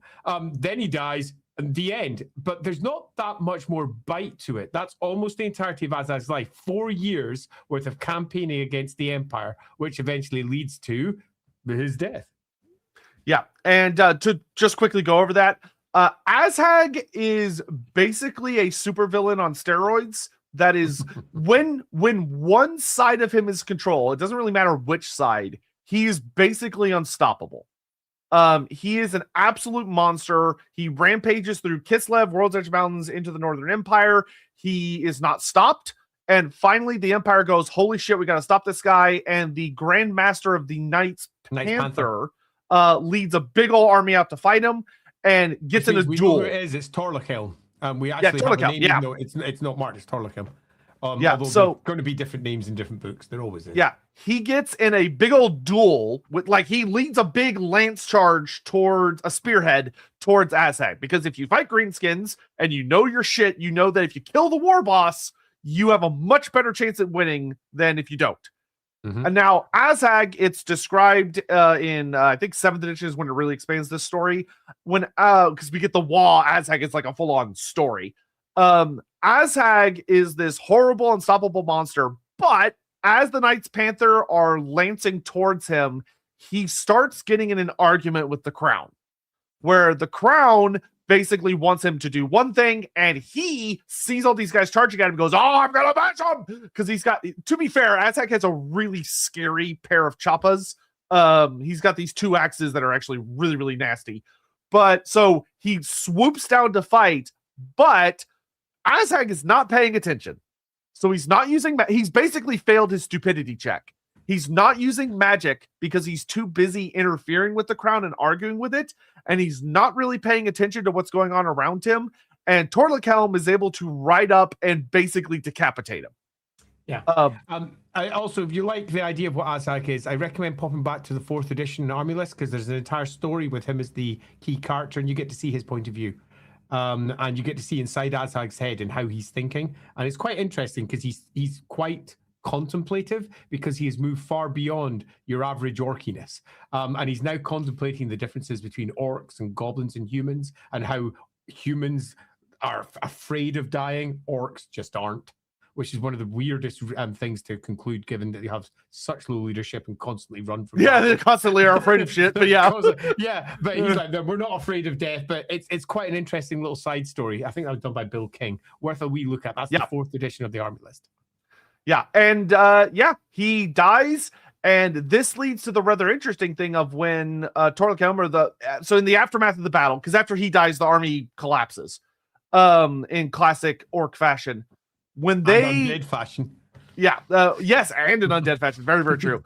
Obviously, the Empire realizes that something was really fucking off about Azag, because he has undead with him, and he was fighting using tactics they have not seen since the era of Gorbad, except for they were weirdly, like, they were simultaneously more complex tactics, but the Greenskins also were not executing them correctly, so it was a really weird looking scene. And when they go over Azag's corpse, they find the crown. And it's taken, likely because they said something's weird about it. And Volkmar the Grim gets it, and he recognizes it for what it is, and goes, "Oh shit, it's Sigmar's crown." Yeah, it's Sigmar's crown. Yeah, and Volkmar, who we've done a stream on before, who is an incredibly educated man, and also has his own unique schemes, and his own things he's up to. One of the very interesting things about Volkmar is Volkmar does not give it to the Light College. He doesn't try to destroy it. He doesn't send it away. He takes it. Yep. And he takes it into the depths of the Grand Cathedral of Sigmar, and he hides it under his own control. So what I will say, we don't talk about this a lot in the Volkmar stream because it's kind of the way it's written is a dumb story. But if you want to have the story of that Volkmar plays a key role in the return of Nagash, this is the moment where it happens. Absolutely. And it definitely should be the moment when it happens. Further, if you want to run with the Child of Light theory, that he thinks he has become a chosen one who will ascend and take on the Ever-Chosen, this is when it occurs. If Gav Thorpe had been fully linking everything together, he would have had Volkmar march north into the Spring Drivings to try and hold back Archaon wearing the Crown of Sorcery. Absolutely certain that he is doing what Sigmar did before him. It's a beautiful potential setup for a story. It's ridiculous, but super, super fun. But yes, we have here a potential link for why Nagash's return. Yeah, oh god, that would have been in the end times the way it's done. It's so close to working, but no one linked it. You could just imagine there's a version of the story where Volkmar tries to wear the crown to dominate it, fails effectively, but he goes out, and you can still have the story of he goes out and he fights Archaon, or he goes out and he fights Manfred. Like, he goes out and he's fighting and he's doing these weird, insane things. Everyone's like, Volkmar, what are you doing? And it's because the crown's influencing him. Yeah. And it's weakening the Empire on one hand. Second, this allows Volkmar to be killed in a realistic, tragic way for his character. And then you could just imagine the horror scene of, like, with Nagash's return, where the way I think we would have loved to do it, of like Volkmar dies in some battle against Archaon, but his body isn't found on the battlefield. Archaon's like, where did he go? And then we get a scene like in the epilogue where it's Volkmar's corpse holding the crown, shambling its way into Nagashazar.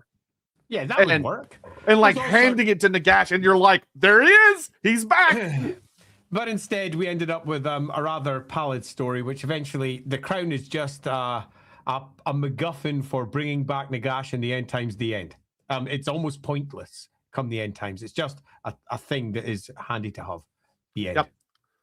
Cole Patterson, what sort of city you think? Ungol, Centaur, Fishman? Unlikely. So the city that it was found in is a city that predates humanity. That's the general gist. Oh, it's probably a forgotten species. Okay, so we're probably talking a forgotten species, someone that lived up in the World's Edge Mountains. It could be a lost hold, as simple as that. Because that would work timeline-wise, and there is some pretty spooky shit going up in the World's Edge Mountains up in that area with eventually the birth of the Chaos Dwarfs. So it could be something around all that horror as well. That'd be fun. A lot more. Yeah, it could be tied into the story of the fall of the dwarves as well, and that kind of would be fun. Yep. Sir Panza, Jesus Christ, thank you. That's very generous. Thank you so much. And look after yourself, and please don't give that much if you can't afford it, but thank you so please. much. Greetings, Lorebeards. In the spirit of the election season, I would like to contribute to the campaign of ignoring the will of the people, classic, and doing an episode on Lich Priests or Like Priests, and Tomb King's topic instead. Also, maybe take something away people need to survive and call it cost cutting. Jesus. I mean, grim. Grim and perilous, perhaps. We can slap something Tomb King-y, yes, I will onto the schedule. Thank you I will very much. Put it on the schedule. Thank you. Actually, Lich Priest sounds great. It does, because we haven't really done that, and they are a complicated subject that we've danced around. You know what? Yeah, we'll play it both ways. We'll turn it into so we'll do it after the Ogre stream. It'll be the next vote, and I'll do 3 Tomb King options that'll revolve around Lich Priest. Nice like we could do like Lich Priest, Katep, and then something like the Mortuary Cult specifically, or something. Yeah. Dominic Lynch. Question from Tilia. Episode sub-mechanic for Southern Realms / Dogs of War is that they can have the full roster of Binding Scroll monsters, and other factions can have their lore ones, and the way to find them is runes. Okay, so if you're talking about Total War Warhammer, this gets a little weird because we're dealing with Total War mechanics. Binding Scrolls don't just belong to Talea. They belong everybody could theoretically have them. If you were going to have it as a mechanic that exists within Total War Warhammer, something fun you could do would be that binding scrolls are a item that you have a random percentage chance to find. Maybe after a battle or in a ruin or something. Maybe you get like a dilemma where you could like pay a lot of money to get your hands on one or whatever. And if you get your hands on one, it allows you to recruit a monster that you normally wouldn't be able to. Yes, that could work really well as a mechanic if Creative Assembly could get the approval from Games Workshop to do it, and if Creative Assembly felt like they could implement it as a genuinely fun mechanic. I think that's something that's possible, but you would kind of have to be poking the devs, and we'd have to hope GW approves it, because just there have been times where I've sat in on conversations where someone will go to GW and be like, hey, I want to do this thing that you have published and put it into my adaptation. And GW looks at it and goes, no, we're not comfortable with that. Yeah. And you're like, oh. Yeah. So could this work? Absolutely. I don't think it should be just for Talea, though. I think it should just be like a core game mechanic. Yeah, and that would be fun. Yeah, that would be fun. And that brings us to the end of today's stream. So, the Crown of Sorcery. What is the Crown of Sorcery? It's Nagash's hat. And what was Nagash's hat made for? To make Nagash awesome. But Nagash got cut down by Alcadazar, and his hat went walkies with Alcadazar, who became an iceberg who floated down a river, got picked up by Caden, a shaman, presumably one who understood monsters in a way that no others did and could control beasts, and became a necromancer lord who came to rule over a giant kingdom. This attracted vampires. One vampire kicked him in, took the crown, and put it on himself. Cut a long story short, this crown passes from one hand to another. The crown holds Nagash's will, and that will contains a part of what Nagash clearly wants. And there's a couple of things that we can say here. Number one, he wants to ascend. He wants to become a god. He wants to be more than the petty mortal he began as. And it's also filled with an extraordinarily dark mindset, and one that at heart wants power. And those who wear it often take on those elements. Caden built an entire human empire down in the Badlands. Sigmar continued his empire. If we go up to good old Azag the Slaughterer, he fought around all over the place, fighting, building power. That's in its core. Is it the One Ring? No, it's just not. It's nothing like it at all. For all we joked about it at the beginning, it has many similarities, particularly in its creation, but it is so much more and less than that. It is much less corruptive in many respects. Yeah. That's not unfair, particularly in its creation. But when Nagash is gone, it appears to be weaker. Look what Caden managed to do with it. He largely dominated the crown, not the other way around, and used it to take a part of Nagash, his claw, and reforge it into something else that made it largely useless to Nagash in many respects, because it's now a magical artifact that sits separate to him. That is not what Nagash would have liked to see happen. So this crown is not something that is pure evil incarnate and will corrupt you. No. It's a useful tool. And in Nagash's hands, massively multiplies his power, brings him to the point of being a material god. Without it, he is still beyond talented, capable of, for example, resurrecting Krell, a champion of Khorne, back from, one we could argue, the realm of Khorne. That's going to make the blood god pretty fucking unimpressed. But with the crown, he can do so much more, which is why he attempted to claim it from Sigmar and failed. Did it, this crown, fill Sigmar with his dreams of ascension, his dreams to become a god? Or did that just happen by accident? That is up to you to decide. There is a canonical answer, and the answer is, oh, we forgot about the crown. It sort of sat over there for a bit. Oh, we gave it to a Shallian. Where did it go? Nobody knows. When did he give it to the Shallian? Even that could be argued.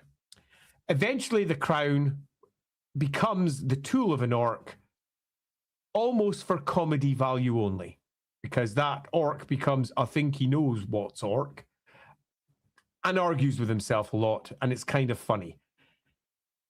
And that's pretty much it for the crown. It's not as big and as powerful and as mean as many people make it, but in the right hands, it absolutely is. It allowed Caden to transcribe all 9 books of Nagash and his life story. It was interrogated in the 150 years or so that Caden had controlling it and used by Caden to gather immense power. So it's a very useful tool in the right hands. In Sigmar's hands, he used it to heal people. In Azhag's hands, he used it to win a few fights, but orcs can do that anyway. It didn't do much for Azhag other than allow him to raise undead, which even then they sort of push it to the side. It is an enormously powerful artifact in the right hands, but not in everybody's hands, where it gives you access to magic, but equally you're likely to wander off. And again, if you wander off, as it says on the card, right at the very bottom, you go to the realm of chaos. You go north. Actually, no, let's literally reclaim that. Not to the realm of chaos. You go north. And where is north of where it's normally used? The place that we know ultimately the world revolves around and true ascension. The Flame of Ulrich in Middenheim. That is north. Where does Morath end up? Outside of Middenheim, attempting to wage war down and control it. It seems that ascension is wrapped up in this crown's desire, and that's not anything to do with Nagash anymore. It has its own sentience in some respects. It's still wrapped up in it. It appears that whoever puts on this crown is intent on dominating, controlling, and potentially becoming a god. And the answer to doing that does lie in Middenheim. The End Times made that clear. In fact, multiple sources make that clear. That flame is something relatively special, and the crown appears to be drawn to it. That all makes some sort of sense. But when Nagash takes control of it, you're not drawn to that flame, you're drawn to him, because he wants the thing back. Now, if you want to use it in your stories, or if you want to use it in your roleplay games, or if you want to just use it because it sounds fun, do so, because it's something that is exceedingly mutable. It can be any size you want and will still match the lore. It can be golden, it can be dull metal, it can be iron, it can be gromrel, it can be all of those things in appearance, and it will still fit. It can be covered in gems, it could be nothing but blank, hacked apart, barely looking sensible iron. It is a mutable thing that changes size. And in terms of its overall strength and power, it also vacillates. But one thing seems probably clear. If Nagash in your game is awake, you're probably going to have a fight on your hands, not just to keep it, but to even control it. If you want to use it and Nagash is, let's say, dead, out of the picture in your games, then you have an artifact of potentially extraordinary story-making potential, because within it is contained, well, the potential, not just for necromancy, dark magic, the color magics, the history of the world, Nehekara, Nagash, everything that happened back there, the books of Nagash, the Caden's mysteries, everyone who's ever worn it's possibly wrapped up inside here. You might even be able to access Sigmar's memories through this. Not only is all of that wrapped up inside this item, but there's also just that need to ascend, to become something bigger. And that can make for an interesting story. So ultimately, is it the Ring of Power in Warhammer? No, it is both more and less, much less, because it is, at its weakest, just a very useful tool. But when it's at its most powerful, yeah, oh hell yeah, it's one of the more powerful artifacts in the Warhammer world. Yep. All right, let's wrap up with our ending super chats here. Promecio, why did we not get Azhag with undead greenskins? Was it because being undead does not work on greenskins, or because GW doesn't like the idea? So it's because the stories have it that he only resurrected humans.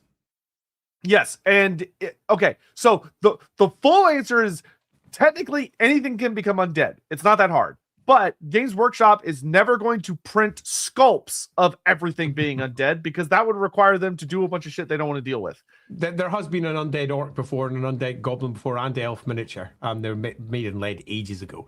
But broadly speaking... Yeah, but like nowadays, they don't want to deal with that it's shit. humans. Yeah. Yeah. And when the games are adapting, and I have dealt with this as a thing that came up recently, GW much prefers that their adaptations reflect the things that they sell right now. so that they can continue to sell them. And but if like go play Warhammer Online Age of Reckoning, which was fully approved by GW, there's tons of undead things. Like there's an undead orc boss you can find down in Morcane, and there's all sorts of other crazy nonsense. For like an MMO setting. For Total War, it's because there are no miniatures of non-human undead things. And when you're designing a video game, if someone comes up to you and says, hey, can you make an undead version of everything you've already made for this game? They will probably slap you because that's a ridiculous amount of extra work. Now, should Azhag have the ability to use undead stuff in game? That'd be cool. I can tell you the reason he doesn't is because if you go read the 7th and 8th edition versions of Azhag's story, there's no mention of zombies or undead. It got scrubbed out of his story. Instead, he just uses the Gaze of Nagash spell as a bound spell, and he shoots Nagash magic at you. But could Creative Assembly say, hey, we want to adapt the older version and give him the Raise Dead spell? Yeah, they could probably get away with that. He might. I can't remember if he already does that in game now. Someone go check what the crown does now. I don't remember what it does now because it's been changed over time. But like, I'll put it this way. Y'all know how I am about Warhammer lore. Until I specifically was looking into the research of it, I used to not read anything older than 6th edition. I had no idea that Azhag genuinely resurrected corpses until I went back and read the older material. Yeah. So that's why. Grim Isaac, when do you want me to start the next series of votes for the next batch of gods? Not soon. Not soon at all, because we still excuse me, have to get through a lot more. Ricky Tatman, so could the crown be its own entity made of different bits of the personality and traits from those who have worn it over the years? If that's a route you wanted to go with it, yeah, you could. You definitely could do that, Ricky. And I don't think that would be unwise because I think if we go back on Nagash's head, it would be Nagash's, possibly with access to the memories of anything that's ever worn it. Because Nagash would probably not mind having all that shit, but it would be entirely under his control. But until it was under his control, it could be something quite different. Nope. Joe Numbers had a thought. What if the crown and the hand of Nagash became their own beings and became opposing entities to Nagash? So you could kind of argue that this sort of happened when Sigmar fought Nagash, because he did use the crown against Nagash, and he was successful in doing so to like hold off Nagash's sorceries and like survive. I would say this would probably be unlikely in like any of the canon material. They would probably have it where those are always parts of Nagash that in some way, shape, or form are trying to get back to him in their own little ways. But if you wanted to write this in your own interpretation that they desired their own survival, which would mean not going back to Nagash, I think you could do that without stretching it too far. And then last but certainly not least, Red Noserid. How can it be? How can it not be? You do not know me, Sarah of Dooms. Yeah, I look forward to Andy watching the trailer. It's yeah, I'm looking forward to it immensely. I will post probably up in the Lawhammer Patreon as and when I'm doing it. It might not happen after because I am knackered already. I do, however, want to end the stream with just quoting from the 7th edition of the Orcs and Goblins. 7th, 6th, doesn't matter. No, it must be 7th because it's got Azhag in it. Just so that we can definitely conclusively say that in recent background he was summoning undead. So terrible was the slaughter that none escaped Butcher's Hill, the slain being bound to Azhag's will, enslaved and forced to wage bitter, resentful war upon their living kin. That is recent, not that old. Yeah, there you go. Okay, so Azhag has been resurrecting. Maybe it was just 8th. Yeah, 8th edition doesn't include it at all, as I recall. But it was. So Azhag was a necromancer in relatively recent lore, and that's quite cool, and it's something that I really wish was reflected in Total War. Yeah, it would be. I mean, they don't have to do much. Like, just give them like the raised dead bounce spell. Yeah, exactly, and get a few zombies or skellies raising up. That's super fun. Thanks all. That stream lasted a little bit longer than we intended, but I really quite enjoyed that. I hope you all enjoyed learning about the Crown of Sorcery. It's a different tale to Nagash. if we just discussed Nagash and say he's got a crown of sorcery or he made it, you would never have got all this wending tale of the crown of sorcery and everything that it has been involved with, because it's been involved with everything from gods to monsters. And it's been super fun for us to go through it all. But as I said just a couple of minutes ago, kind of knackered. So I'll see in a couple of hours whether I'm going to watch the trailer tonight or whether I'll watch it tomorrow. Watch over on the Lawhammer Patreon blog for when I do it.